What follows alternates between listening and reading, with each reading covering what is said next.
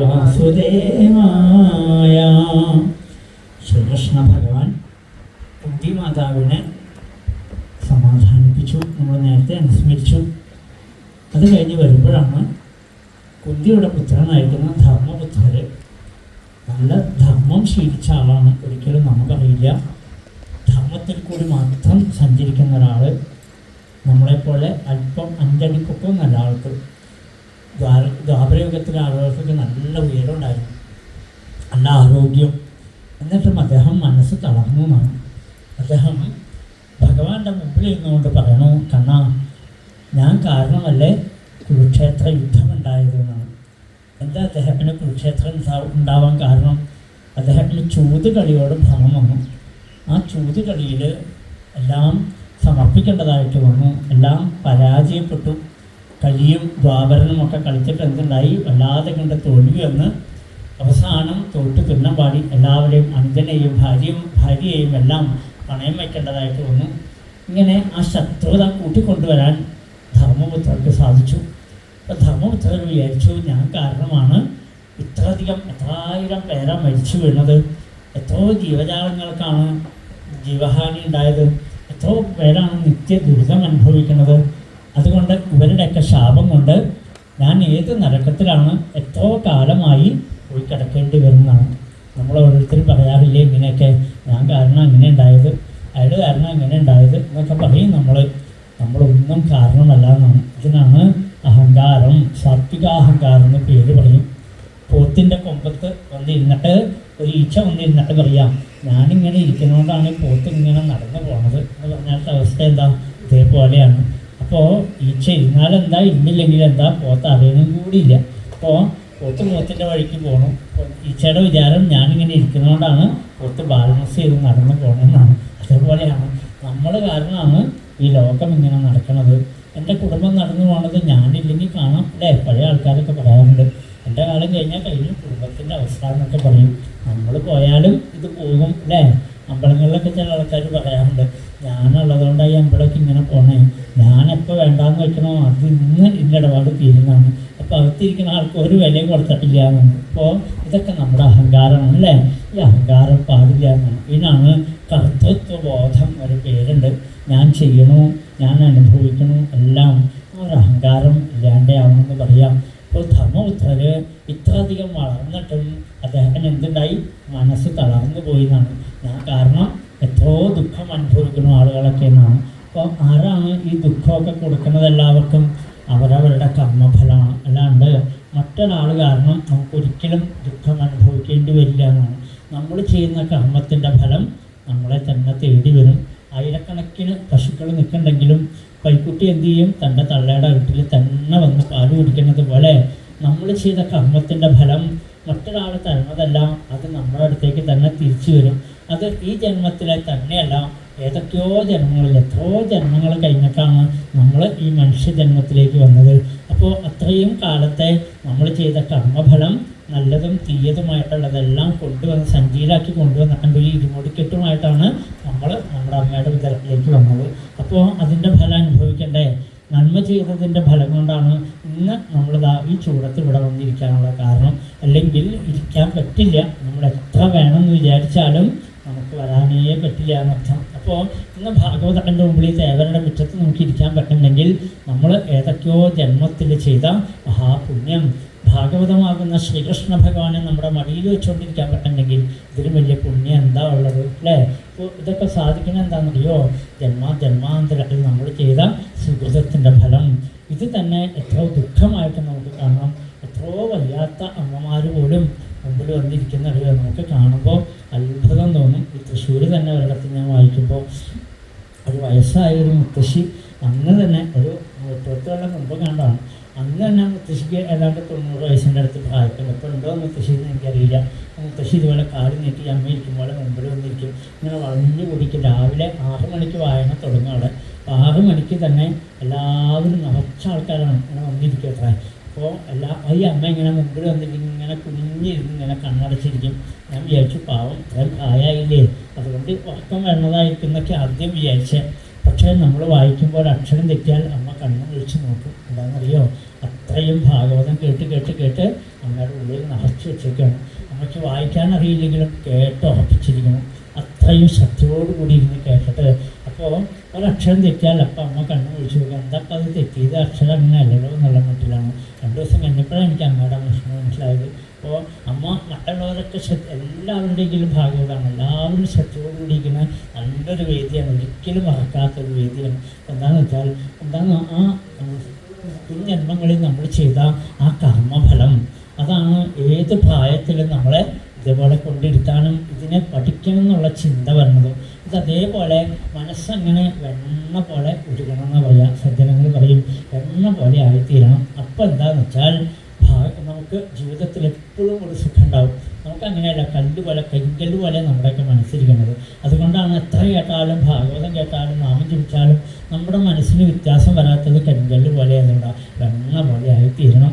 അത് നമുക്ക് ഭാഗവതം കാണിച്ചു തരികയാണ്. അപ്പോൾ അങ്ങനെ ആയ എത്രയോ ആളുകളെയാണ് ഭാഗവതം നമ്മുടെ മുമ്പിൽ കാണിച്ചു തരാമെന്നറിയോ?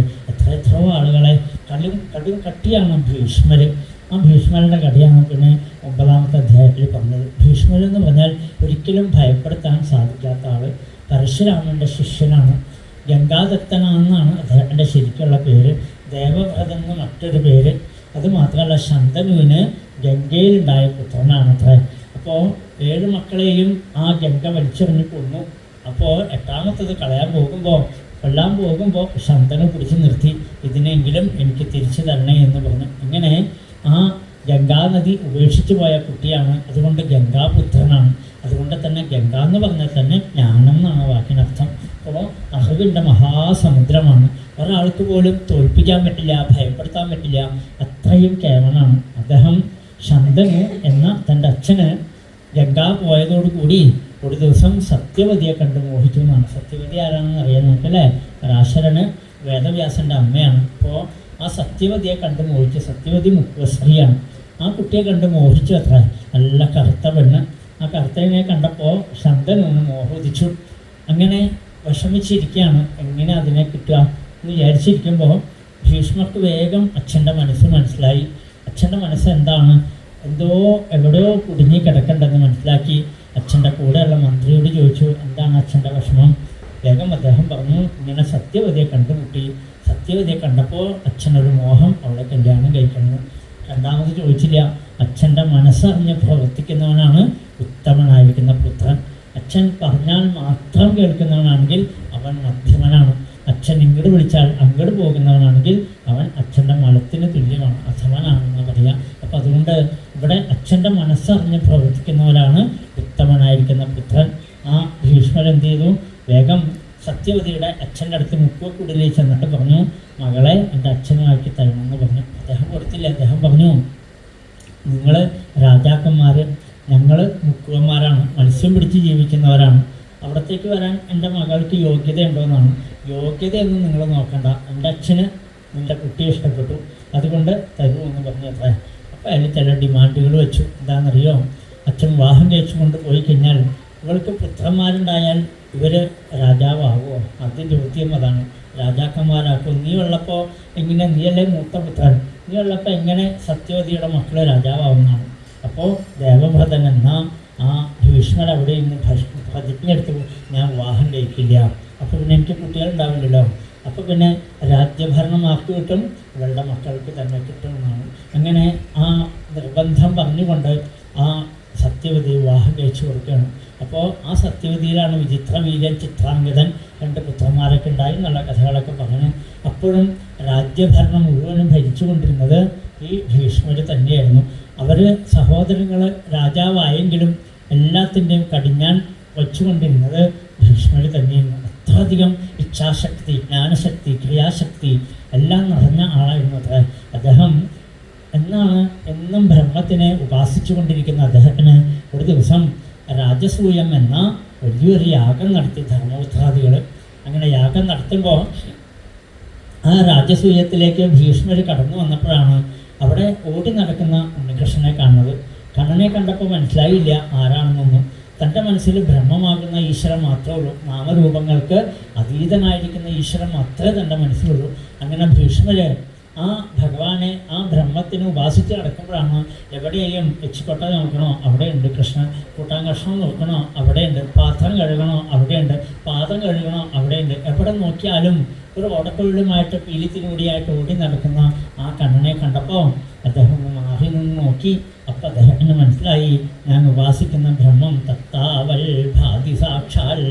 അദ്ദേഹത്തിന് മനസ്സിലായി, ഈ ഓടി നടക്കുന്നതാണ് എൻ്റെ ബ്രഹ്മം എന്ന് മനസ്സിലാക്കി. അന്ന് മുതൽക്ക് അദ്ദേഹം പിന്നെ ബ്രഹ്മത്തിനെ ഉപാസിക്കൽ നിർത്തി. ബ്രഹ്മം ആരാണ്? ഈ കൃഷ്ണൻ തന്നെയാണെന്ന് വിചാരിച്ചുകൊണ്ട് പിന്നെ കൃഷ്ണനെ മാത്രമേ സ്നേഹിച്ചിട്ടുള്ളൂ. പിന്നെ സദാസമയത്തും ആ രാജസൂയം കഴിയുന്നത് വരെ കണ്ണനെ ഇങ്ങനെ നോക്കിക്കൊണ്ട് കണ്ണനെ ചുറ്റിപ്പറ്റിയ ഭീഷ്മർ ഇങ്ങനെ നടന്നു എന്നാണ്. തൻ്റെ മനസ്സിനൊരു സമാധാനം ഉണ്ടാവാൻ ഇതേപോലൊരു കണ്ണനെ പോലെ മറ്റെന്തുണ്ട്? അദ്ദേഹം അത്രയധികം കണ്ണനെ സ്നേഹിച്ചു. പക്ഷേ യുദ്ധം ഇല്ലാതെ കണ്ട് പറ്റില്ല, കുരുക്ഷേത്ര യുദ്ധമില്ലാതെ കണ്ട് പറ്റില്ല. കാരണം അത് ഈശ്വരൻ്റെ നിശ്ചയമാണ്. ഭൂമിയുടെ ഭാരം തീർക്കണം, ദുഷ്ടന്മാരെ മുഴുവനും നിഗ്രഹിക്കണം, അതൊക്കെ ഭഗവാന്റെ ഇച്ഛയാണ്. അപ്പം അതുകൊണ്ട് അത് നടക്കുന്നറിയാം. അപ്പം അദ്ദേഹത്തിന് എന്ത് വേണം? ഭഗവാന്റെ കൂടെ നിൽക്കണം. ഭഗവാനെ തന്നെ ആശ്രയിച്ചതായിരിക്കുന്ന പാണ്ഡവന്മാരുടെ കൂടെ നിൽക്കാനാണ് ഭീഷ്മർക്ക് ഇഷ്ടമെങ്കിലും, അപ്പോൾ ഭീഷ്മരുടെ പാണ്ഡവരുടെ കൂടെ എന്നാൽ എനിക്ക് കണ്ണനെ കാണാൻ പറ്റില്ലല്ലോ. പാണ്ഡവരുടെ കൂടെ ആരാ നിൽക്കണത്? കൃഷ്ണൻ നിൽക്കണം അല്ലേ? പാണ്ഡവർ കുറച്ച് പേരുള്ളൂ. അവരവരങ്ങനെയല്ല, 11 അക്ഷൗഹിണി പടയാണ്. എത്ര സമുദ്രങ്ങൾ കൂടിയ അത്രയും വലുപ്പത്തിലാണ് അവരുടെ ആ സൈന്യങ്ങൾ. അത്രയത്തിൻ്റെയും മുമ്പിൽ നിൽക്കുമ്പോൾ അവിടെ ചേരാൻ ഇഷ്ടമൊന്നുമില്ല, അവർ അധർമ്മികളാണ്. എന്നാൽ കൂടി ഭഗവാനോട് പറഞ്ഞു, കണ്ണാ എനിക്ക് നിന്നെ കണ്ടുകൊണ്ട് ഈ ശരീരം വിടാറാവണം, നിൻ്റെ കൂടെ നിന്ന് എനിക്ക് നിന്നെ കാണാൻ പറ്റില്ലല്ലോ, ഞാനൊന്ന് കൗരവരുടെ പക്ഷത്ത് നിന്നോട്ടെ എന്നാണ്. ഭഗവാൻ സമ്മതിച്ചു. അത്ര തൻ്റെ ഭക്തൻ്റെ ആഗ്രഹം എന്താണോ അതെല്ലാം സാധിച്ചു കൊടുത്തു ഭഗവാൻ. അങ്ങനെ കണ്ണൻ്റെ ആ രഥത്തിന് അപ്പുറത്ത് നേരെ ഓപ്പോസിറ്റ് നിന്നുകൊണ്ടാണ് ഭഗവാനോട് യുദ്ധം ചെയ്തത്. അപ്പോൾ അദ്ദേഹം കാണുന്നത് ആരെയാ? അർജുനനെ കാണില്ല, ഭഗവാന്റെ രഥം കാണില്ല, ഭഗവാന്റെ ആ കുതിരകളെ കാണില്ല, പാണ്ഡവന്മാരെ കാണില്ല, പാണ്ഡവന്മാരുടെ കൂടെയുള്ള സൈന്യങ്ങളെ കാണില്ല. കാണുന്നത് ഒരേ ഒരു രൂപം മാത്രം, കൃഷ്ണൻ്റെ രൂപം മാത്രം. ആ നീളമേഘശ്യാമളമായിരിക്കുന്ന പൊന്നിക്കണ്ണനെ കൺകുളൊക്കെ കണ്ടുകൊണ്ടാണ് അദ്ദേഹം ഓരോ അമ്പുകളും ഭഗവാന്റെ നേർക്ക് അയക്കുക.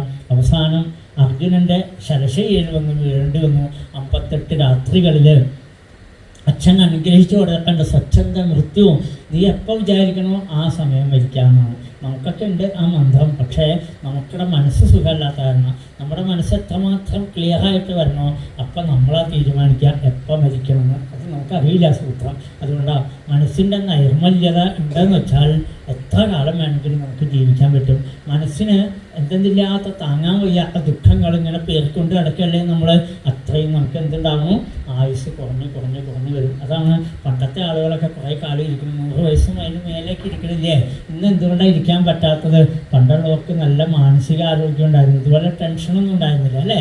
ഇപ്പം ടെൻഷൻ പോകാൻ ഇനിയിപ്പോൾ വേറെ ഒന്നും വേണ്ട, ഈ മൊബൈലൊരു സാധനം മാത്രം മതി. ഉള്ള ടെൻഷനൊക്കെ നമുക്ക് പോയില്ലേ, എപ്പോഴേ പോയി കഴിഞ്ഞിരിക്കുന്നു. അതില്ലാണ്ട് ഇപ്പം എവിടെയാണ് ജീവിതം ഉള്ളത്? അപ്പം അതുകൊണ്ട് ടെൻഷൻ, അതുകൊണ്ടാണ് നമ്മുടെ ആയുസ്സും കുറഞ്ഞു വരുന്നത്. ഇപ്പോൾ ഭീഷ്മർക്കുള്ള ഗുണം എന്തായിരുന്നു?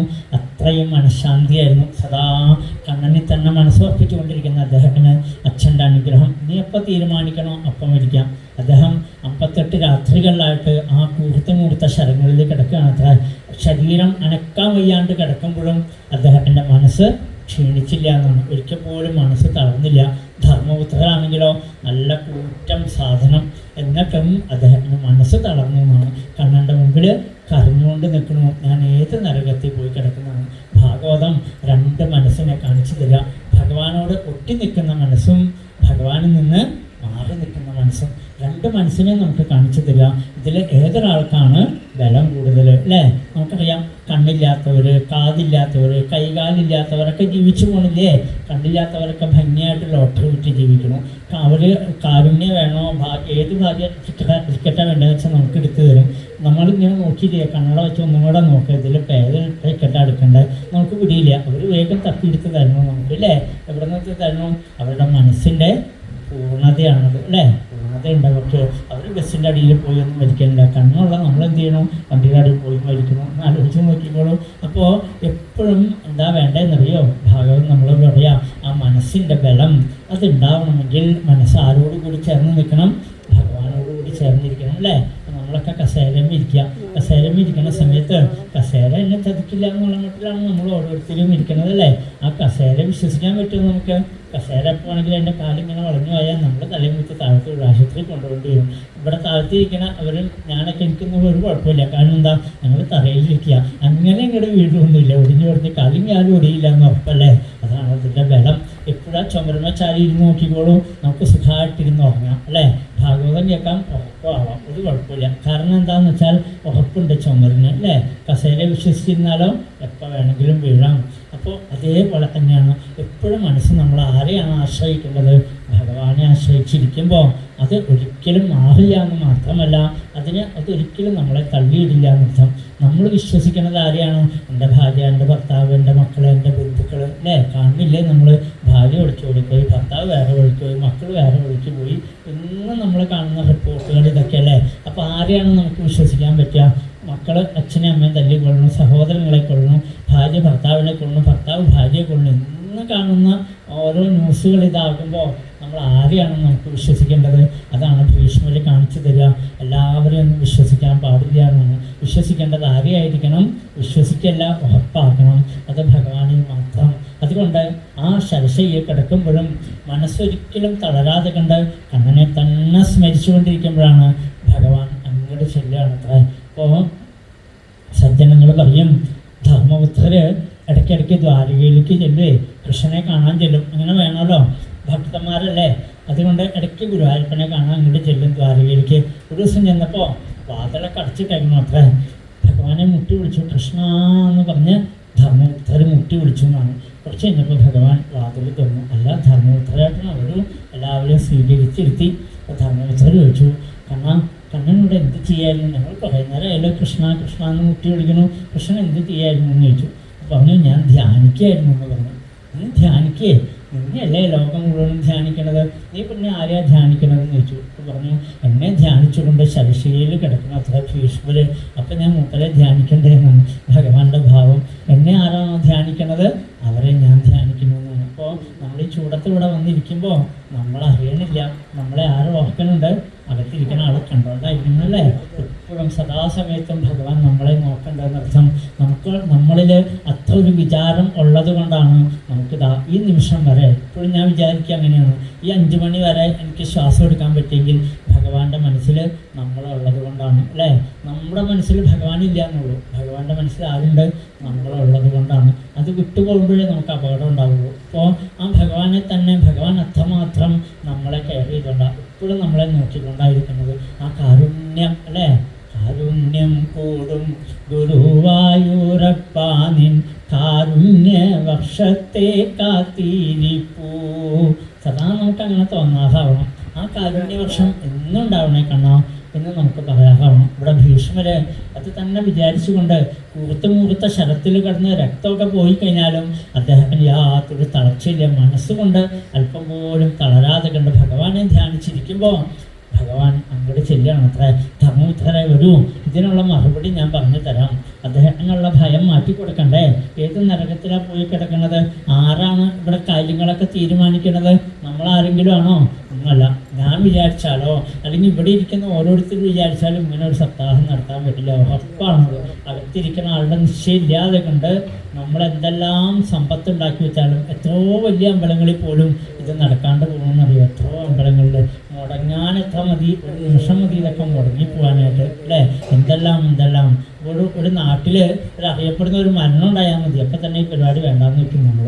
അത്രേ ഉള്ളൂ നമുക്ക് ഇതിനോടൊക്കെ ഉള്ള ഇഷ്ടം. അപ്പോൾ അത്രയും അങ്ങനെയാണ് എന്തെല്ലാം സംഭവങ്ങൾ നമ്മുടെ കണ്ണുകളൊക്കെ നമ്മൾ കണ്ടായിരുന്നു. അപ്പോൾ അതൊന്നും ഇല്ലാണ്ട് ഇതിങ്ങനെ നടത്താൻ പറ്റണമെങ്കിൽ, ഇത്രയും ശാന്തമായിരിക്കുന്ന ഒരവസ്ഥയിൽ നമുക്ക് ഇരിക്കാൻ പറ്റുമെങ്കിൽ, ഇതെല്ലാം അകത്തിരിക്കുന്ന ആളുടെ കൺട്രോളിലല്ലേ. നമ്മളൊരിക്കലും നമ്മുടെ ആണെന്ന് ചിന്തിക്കുകയരുത്. എന്നെ കൊണ്ട് ഇരുത്തിയതും എന്നെ കൊണ്ട് പറയിപ്പിക്കുന്നതും എന്നെ കൊണ്ട് കേൾപ്പിക്കുന്നതും എല്ലാം അകത്തിരിക്കുന്ന ആൾക്ക് തീരുമാനിക്കണം. അവർക്കേ ഇവിടെ വന്നിരിക്കാൻ പറ്റുള്ളൂ. അല്ലാതെ കണ്ട് നമ്മളിപ്പോൾ എല്ലാവരെയും ക്ഷണിച്ചിട്ടുണ്ട്, എല്ലായിടത്തും നോട്ടീസും നല്ല പരസ്യം കൊടുത്തിട്ടുണ്ട് ഇതിനു വേണ്ടിയിട്ട്. അപ്പോൾ എത്രയോ ആൾക്കാർ വരാമായിരുന്നു അല്ലേ. എന്തേ വരാത്തതെന്ന് ചോദിച്ചാൽ അവിടെ നിന്ന് ആൾ തീരുമാനിക്കണം. ഇങ്ങനെ ആൾക്കാരൊക്കെ വന്ന് കേട്ടാൽ മതി. ഭാഗ്യം ചെയ്തവർക്കല്ലാതെ കൊണ്ട് ഭാഗവതത്തിൻ്റെ മുമ്പിൽ വരാൻ പറ്റില്ല എന്നാണ്. അപ്പോൾ ധർമ്മപുത്രർക്ക് മനസ്സ് തളർന്നു പോയിട്ടുണ്ടെങ്കിൽ ആ തളർച്ച മാറ്റി കൊടുക്കണം. എന്താണ് ഭഗവാൻ അത് കാണിച്ചു കൊടുക്കണം. ആരാണ് ഇവിടുത്തെ കാര്യങ്ങളെ തീരുമാനിക്കുന്നത്? അത് ബോധ്യപ്പെടുത്തി കൊടുക്കണം. അതിനുവേണ്ടി ആ എല്ലാവരും ധർമ്മപുത്രരെയും അനവധി ആൾക്കാരുമായിട്ടാണ് വരുന്നത്. രാജർഷിമാർ, ബ്രഹ്മർഷിമാർ, ദേവർഷിമാർ, ഇങ്ങനെ തുടങ്ങിയിട്ട് ആയിരക്കണക്കിന് ആൾക്കാരാണ് ഭഗവാന്റെ പിന്നാലെ. ഗുരുവായൂരപ്പൻ ആനപ്പുറത്ത് എഴുന്നള്ളുമ്പോൾ മറ്റുള്ളവരൊക്കെ പിന്നാലെ ഹരേ രാമ ജപിച്ചു പോണില്ലേ, അതേപോലെ കണ്ണനാണ് മുമ്പിൽ നടക്കുക. എല്ലാവരും ഹരേ രാമ ജപിച്ച് പിന്നാലെ ഇങ്ങനെ പോർന്നു. ആ ഭഗവാന്റെ കഴുത്തി കിടക്കുന്ന തുളസിമാലയുടെ ഗന്ധം ഈ ശരശയ്യയിൽ കിടക്കുന്ന ആ ഭീഷ്മരങ്ങളുടെ ആസ്വദിച്ചോടുകൂടി ഹൃദിസ്ഥം പൂജയാമാസ മായയോപാത്ത വിഗ്രഹം. അപ്പം തന്നെ എഴുന്നേറ്റ് പൂജിക്കാനൊന്നും പറ്റില്ലല്ലോ, കണ്ണനെ കുറുത്ത ശരത്തിൽ കിടക്കുകയല്ലേ. അപ്പം എങ്ങനെയാണ് ഭഗവാനെ പൂജിക്കേണ്ടത്? ഹൃദിസ്ഥം പൂജയാമാസ, തൻ്റെ ഹൃദയത്തിൽ വെച്ചാണ് ഈശ്വരനെ പൂജിക്കേണ്ടത്, മറ്റൊരിടത്ത് വെച്ചല്ല എന്നർത്ഥം. അപ്പോൾ ആ ഹൃദയത്തിൽ വെച്ചുകൊണ്ട് അദ്ദേഹം ഭഗവാനെ പൂജിച്ചു. ഭഗവാൻ കാൽക്കൽ വന്നങ്ങോട്ട് ഇരുന്നു. അത്ര വന്നിരുന്നപ്പോൾ തല ഇങ്ങനെ നേരെ കിടക്കുകയല്ലേ, കാണാൻ പറ്റുന്നില്ല. വേഗം അദ്ദേഹം ഒന്ന് കണ്ണ് വായിച്ചു അർജുനൻ്റെ അടുത്തേക്ക്. അർജുന, എന്തായാലും നീ നല്ലൊരു മെത്ത ഉണ്ടാക്കി തന്നിട്ടുണ്ടല്ലോ, ഒരു തലയണയും കൂടി ഉണ്ടാക്കി തന്നാൽ തലക്കേടില്ലായിരുന്നു, എന്നാൽ പിന്നെ എനിക്ക് കാണാമായിരുന്നല്ലോ.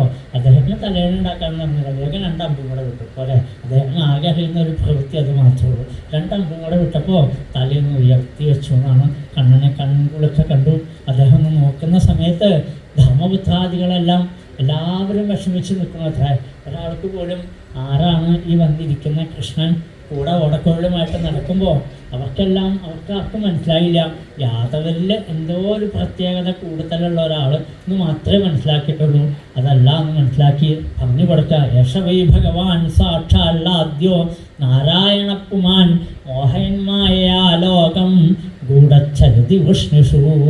ഹേ ജനങ്ങളെ, ഈ ആളാരാന്നറിയോ? കൃഷ്ണൻ ആരാന്നറിയോ? ഭഗവാൻ സാക്ഷാൽ ആദ്യോ നാരായണപ്പുമാൻ, ആദിനാരായണമൂർത്തിയായിരിക്കുന്ന സാക്ഷാൽ സർവേശ്വരനാണ്. മോഹയൻ മായയാലോകം, തൻ്റെ മായ കൊണ്ട് ഈ ലോകത്തിനെ മുഴുവൻ മോഹിപ്പിച്ചുകൊണ്ട് കൃഷ്ണരൂപത്തിൽ ഓടി നടക്കുമെന്ന് മാത്രമേ ഉള്ളൂ. ഇതാരാന്നറിയോ? സാക്ഷാൽ ഈശ്വരനാണ്. ഈ ഭഗവാന്റെ നിശ്ചയമില്ലാതെ കണ്ട് ഈ ലോകത്തിലൊന്നും നടക്കില്ല. പാണ്ഡവന്മാർ വിചാരിച്ചതെന്താണെന്നറിയോ? ഞങ്ങളുടെ അമ്മാവൻ്റെ കുന്തിയുടെ ആങ്ങളെയാണുള്ള വസുദേവരുടെ മകനല്ലേ കൃഷ്ണൻ, അതുകൊണ്ട് ഞങ്ങളുടെ അമ്മാവൻ്റെ മകനാണത്ര. അത് മാത്രമല്ല, അർജുനൻ വന്നിട്ട് പറയും, കൃഷ്ണ എന്നാൽ പോവല്ലേ, എന്നാൽ വണ്ടി കുതിരയൊക്കെ റെഡിയാക്കി കൊള്ളുന്നതാണ്. ഒരു കുതിര വണ്ടിക്കാരനായിട്ടാണ് അദ്ദേഹത്തിനെ കണ്ടിരിക്കുന്നത്. ഡ്രൈവറായിട്ട് നോക്കിക്കോളൂ. കുതിരയെ കുളിപ്പിക്കുക, അതിനെ തലോടുക, അതിനെ പിടിച്ചു കെട്ടുക, അതിന് തീറ്റ കൊടുക്കുക, വെള്ളം കൊടുക്കുക. ഒരു സാക്ഷാൽ സർവേശ്വരൻ ചെയ്യുന്ന ഭക്തദാസ്യം അത് ചെയ്ത് കാണിക്കുകയാണത്ര. അപ്പോഴൊന്നും അറിയണില്ല ഇതാരാണെന്നൊക്കെ. ആ അറിയാതെ കണ്ട്, അവർക്കൊന്നും ബോധ്യപ്പെടുത്തി കൊടുക്കാതെ കണ്ട് ആ പാണ്ഡവന്മാരെല്ലാം തൻ്റെ അമ്മാവൻ്റെ മകനാണ്, അതാണ് ഇതാണെന്നൊക്കെ പറഞ്ഞുകൊണ്ട് അങ്ങനെ ലൗകിക ഭാവനയോട് കൂടി അവർ ഈശ്വരോപാസന ചെയ്യുന്നു. അതാണ് എൻ്റെ ഒരു പ്രത്യേകത.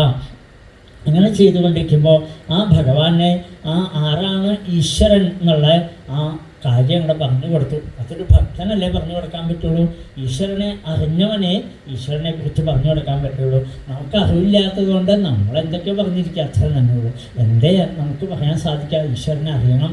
ഇവിടെ അറിഞ്ഞതായിരിക്കുന്ന ആ മഹാഭാഗവതനായിരിക്കുന്ന ഭീഷ്മര് അത് മാത്രമല്ല, തൻ്റെ ഉള്ളിലുള്ള എന്തെല്ലാം ജ്ഞാനങ്ങളാണോ ഉള്ളത്, ദാനധർമാൻ, മോക്ഷധർമാൻ, ശ്രീധർമാൻ, ഭഗവത് ധർമാൻ, എല്ലാ ധർമ്മോപദേശങ്ങളും എല്ലാവർക്കും കൊടുത്തു. എന്തിനു വേണ്ടിയിട്ടാണെന്നറിയോ? ഉള്ളിൽ എന്തുണ്ടോ അതെല്ലാം അത്രയും ജ്ഞാനഭണ്ഡാരമാണ് അത്ര അദ്ദേഹം. ആ ജ്ഞാനത്തിനെ മുഴുവനും മറ്റുള്ളവർക്ക് വീതിച്ചു കൊടുത്തു. എന്നിട്ട് പിന്നെ അദ്ദേഹം എന്താ ചെയ്യാൻ പോകണമെന്നറിയോ? തൻ്റെ ഇന്ദ്രിയങ്ങളെയും മനസ്സിനെയും ഒക്കെ അടക്കി ആമ എങ്ങനെയാണോ തൻ്റെ തലയും കാലുകളും ഉള്ളിലേക്ക് വലിക്കുന്നത്, അതേപോലെ ഇന്ദ്രിയങ്ങളെയൊക്കെ ഉള്ളിലേക്ക് വലിച്ചിട്ട് ഒരാളെ മാത്രമേ പിന്നെ കണ്ടുള്ളൂ. അറിയാമെന്നറിയോ? കൃഷ്ണനെ മാത്രം. അതോടുകൂടി എല്ലാ കാഴ്ചകളും മങ്ങിക്കഴിഞ്ഞിരിക്കുന്നു. പിന്നെ കാണുന്നത് ഒന്നിനെ മാത്രം, തൻ്റെ കണ്ണനെ മാത്രം കണ്ടുകൊണ്ട് ചിത്തവൃത്തികളെ മനസ്സൊന്നും ഒരു വഴിക്ക് പോകാതെ കണ്ടായി എല്ലാം കൃഷ്ണരൂപത്തിൽ തന്നെ അങ്ങനെ നിറച്ചു വെച്ചുകൊണ്ട് അദ്ദേഹം ഭംഗിയായിട്ട് സ്മൃതിച്ചു. ഇതി മതി ഉപകൽപ്പിതാം കൃഷ്ണ ഭഗവതി സത്വതപുങ്കവേ വിഭൂമ്നി ഉപഗതേ കുജിൽ വിഹപ്തം പ്രകൃതി ഉപേയുഷി ഭവഭവാഹ. ഇവിടെ പറയണു, ഏറ്റവും നല്ല സത്യസ്ഥിതി, ശുദ്ധബോധാനുഭവം ഇതാ എനിക്ക് കിട്ടിയിരിക്കണു. കാരണം സത്യത്തിനെ ഞാൻ ആശ്രയിച്ചു കഴിഞ്ഞിരിക്കണു. സത്യസ്വരൂപനായിരിക്കുന്ന സച്ചിദാനന്ദ രൂപിയായിരിക്കുന്ന ഈശ്വരനെ ഞാൻ ആശ്രയിച്ചു കഴിഞ്ഞിരിക്കണു. ഇപ്പോൾ എൻ്റെ ബുദ്ധിയിൽ കൃഷ്ണനില്ല, തൃഷ്ണയേ ഇല്ല.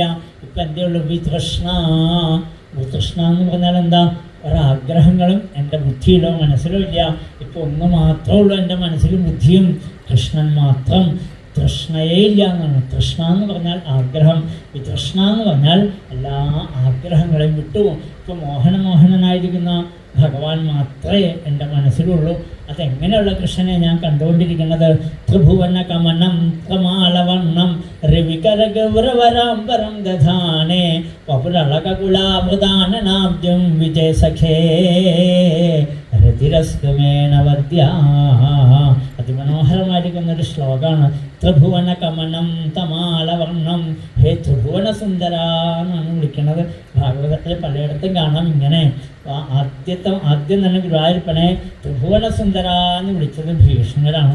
ഇനി നമ്മൾ കാണാൻ പോണത് ദശമത്തില് ഗോപികമാർ വിളിക്കുന്നു ശ്യാമസുന്ദര തേദാസ്യ. അവരെങ്ങനെയാണ് വിളിക്കുന്നത്? അത് കഴിഞ്ഞാൽ 54-ാമത്തെ 52-ാമത്തെ അധ്യായത്തിലേക്ക് വരുമ്പോഴേക്കും ആ രുക്മിണി വിളിക്കുന്നത് എന്താണെന്നറിയോ? ശ്രുത്വാ ഗുണാൻ ഭുവനസുന്ദര. അവിടെ ഭുവനസുന്ദര എന്ന് വിളിക്കണു, ഇവിടെ ത്രിഭുവനസുന്ദര എന്ന് വിളിക്കണു, വേറൊരിടത്ത് ശ്യാമസുന്ദര എന്ന് വിളിക്കണു. എങ്ങനെ വിളിച്ചാലെന്താ? അതുകൊണ്ടാണ് മേൽപ്പത്തൂര് എഴുതി വെച്ചത് കാന്തം കാന്തി നിധാനതോപി മധുരം മാധുര്യധുര്യാതപി സൗന്ദര്യോത്തരതോപി സുന്ദരതരം തുദ്രൂപം ആശ്ചര്യതോപി ആശ്ചര്യം ഭുവനേന കസ്യ കുതകം കൃഷ്ണാദി വിഷ്ണു വിഭോ. ഗുരുവായൂരപ്പ എന്തൊരഴകാ നിന്നെ കാണുന്ന, ഒന്നുമില്ലെങ്കിലും നിന്നെ കാണാൻ എന്തൊരു ഭംഗി എന്നാണ്. അപ്പോൾ ആ നെറ്റിയിൽ ആ അളകങ്ങൾ ഇങ്ങനെ ചുരുണ്ടിക്കൊണ്ട് അങ്ങനെ കിടക്കുമ്പോൾ ശരത്കാലത്തെ താമരപ്പൂ ഇങ്ങനെ വിടർന്ന് നിൽക്കുമ്പോൾ അതിൽ തേനുണ്ണാൻ വന്നിരിക്കുന്ന കരിവണ്ടുകൾ ഇരിക്കുകയാണോ എന്ന് തോന്നും. ഭഗവാന്റെ ആ തിരുമുഖം നല്ലൊരു താമരപ്പൂ വിടർന്ന് നിൽക്കുന്നത് പോലെ അതിലിങ്ങനെ കരിവണ്ട് വന്നിരിക്കണ്ടോ തേനുണ്ണാൻ എന്ന് തോന്നുന്നതാണ്. അത്ര മനോഹരം ശ്യാമള നിറം. അങ്ങനെയുള്ള ആ ഭഗവാനിൽ വിജയസഖേ രതിരസ്തുമേണവദ്യ. ആ നല്ല പീതാംബരപ്പട്ടും ഒക്കെ അണിഞ്ഞിരിക്കുന്ന കണ്ണ, എൻ്റെ പാദത്തിൽ എനിക്ക് നിഷ്കളങ്കമായിരിക്കുന്ന ഭക്തിയെ എനിക്ക് തരണേ. ആ കൂർത്തതായിരിക്കുന്ന ശരങ്ങൾ ഓരോന്ന് ഞാൻ അങ്ങോട്ട് എയ്യുമ്പോൾ ആ അമ്പുകളെല്ലാം ഭഗവാൻ മാർച്ചട്ട അണിഞ്ഞിട്ടുണ്ട്.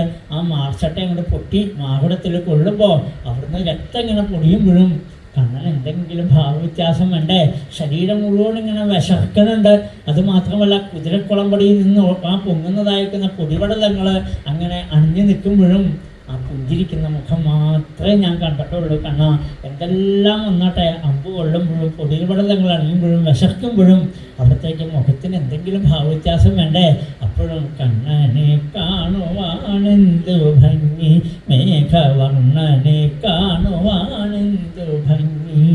ഏത് തരത്തിലാണെങ്കിലും അവിടത്തേക്ക് അഴക് മാത്രമല്ലേ കണ്ണ. അങ്ങനെയുള്ള ആ കണ്ണൻ്റെ പാദങ്ങളിൽ എനിക്കിതാ ആ ആശ്രയം തരണേ, എനിക്ക് ആ ഭക്തിയെ തരണേ കണ്ണ. ആ രഥം ദാ സേനയോ ഉഭയോ മധ്യേ രഥം സ്ഥാപയ. ആ രണ്ട് സൈന്യങ്ങളുടെയും നടുക്കുകൊണ്ട് രഥം നിർത്തൂ എന്ന അർജുനൻ്റെ വാക്ക് കേട്ട് വേഗം ദാ രഥം മുമ്പിൽ അങ്ങോട്ട് കൊണ്ട് നിർത്തി അർജുനനോട് പറഞ്ഞു, നോക്കൂട്ടോ അർജുന, ആ എതിർഭാഗത്ത് നീ തോൽപ്പിക്കേണ്ട, നീ കൊല്ലേണ്ട ആളുകളായി മുമ്പിൽ നിൽക്കുന്നത്, ഇന്ന് നോക്കിക്കോളൂ എന്ന് പറഞ്ഞപ്പോൾ ദ്രോണര്, ഭീഷ്മര്, ശല്യര്, കൃപര് എന്ന് തുടങ്ങിയിട്ട് മഹാരഥന്മാരായിരിക്കുന്ന ആളുകൾ ഇങ്ങനെ മുമ്പിൽ നിൽക്കണു.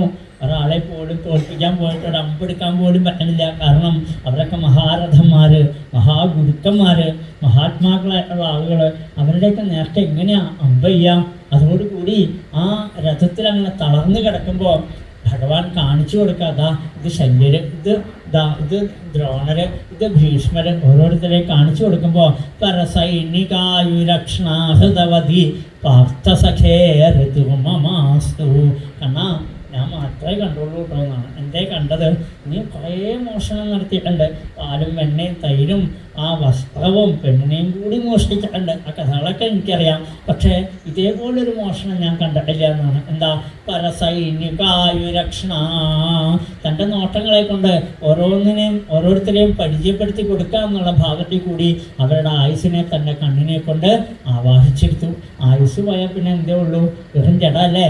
ആ ആയുസ് പോയാൽ പിന്നെ എന്തേ ഉള്ളത്? വെറുതെ ഇങ്ങനെ ഓരോ കോലങ്ങളും നിൽക്കുന്നു. എന്നിട്ട് ആ വാഴപ്പിണ്ടിക്ക് അമ്പ് ചെയ്തോളൂ എന്ന് പറഞ്ഞിട്ട് അതിനും കൂടി ആ കുമതിയായിരിക്കുന്ന ആ അർജുനൻ അതിന് പോലും ശക്തിയില്ലാതെ കണ്ട് തളർന്നിരിക്കുമ്പോൾ ആ അർജുനന് വേണ്ടതായിരിക്കുന്ന ഉപദേശങ്ങൾ ഗീത ഉപദേശിച്ചു കൊടുത്ത് കർമ്മോത്സകനാക്കി മാറ്റിയില്ലേ കൃഷ്ണ. ഇതൊക്കെ ഞാൻ കണ്ടുകൊണ്ടാണ് നിൽക്കുന്നത്.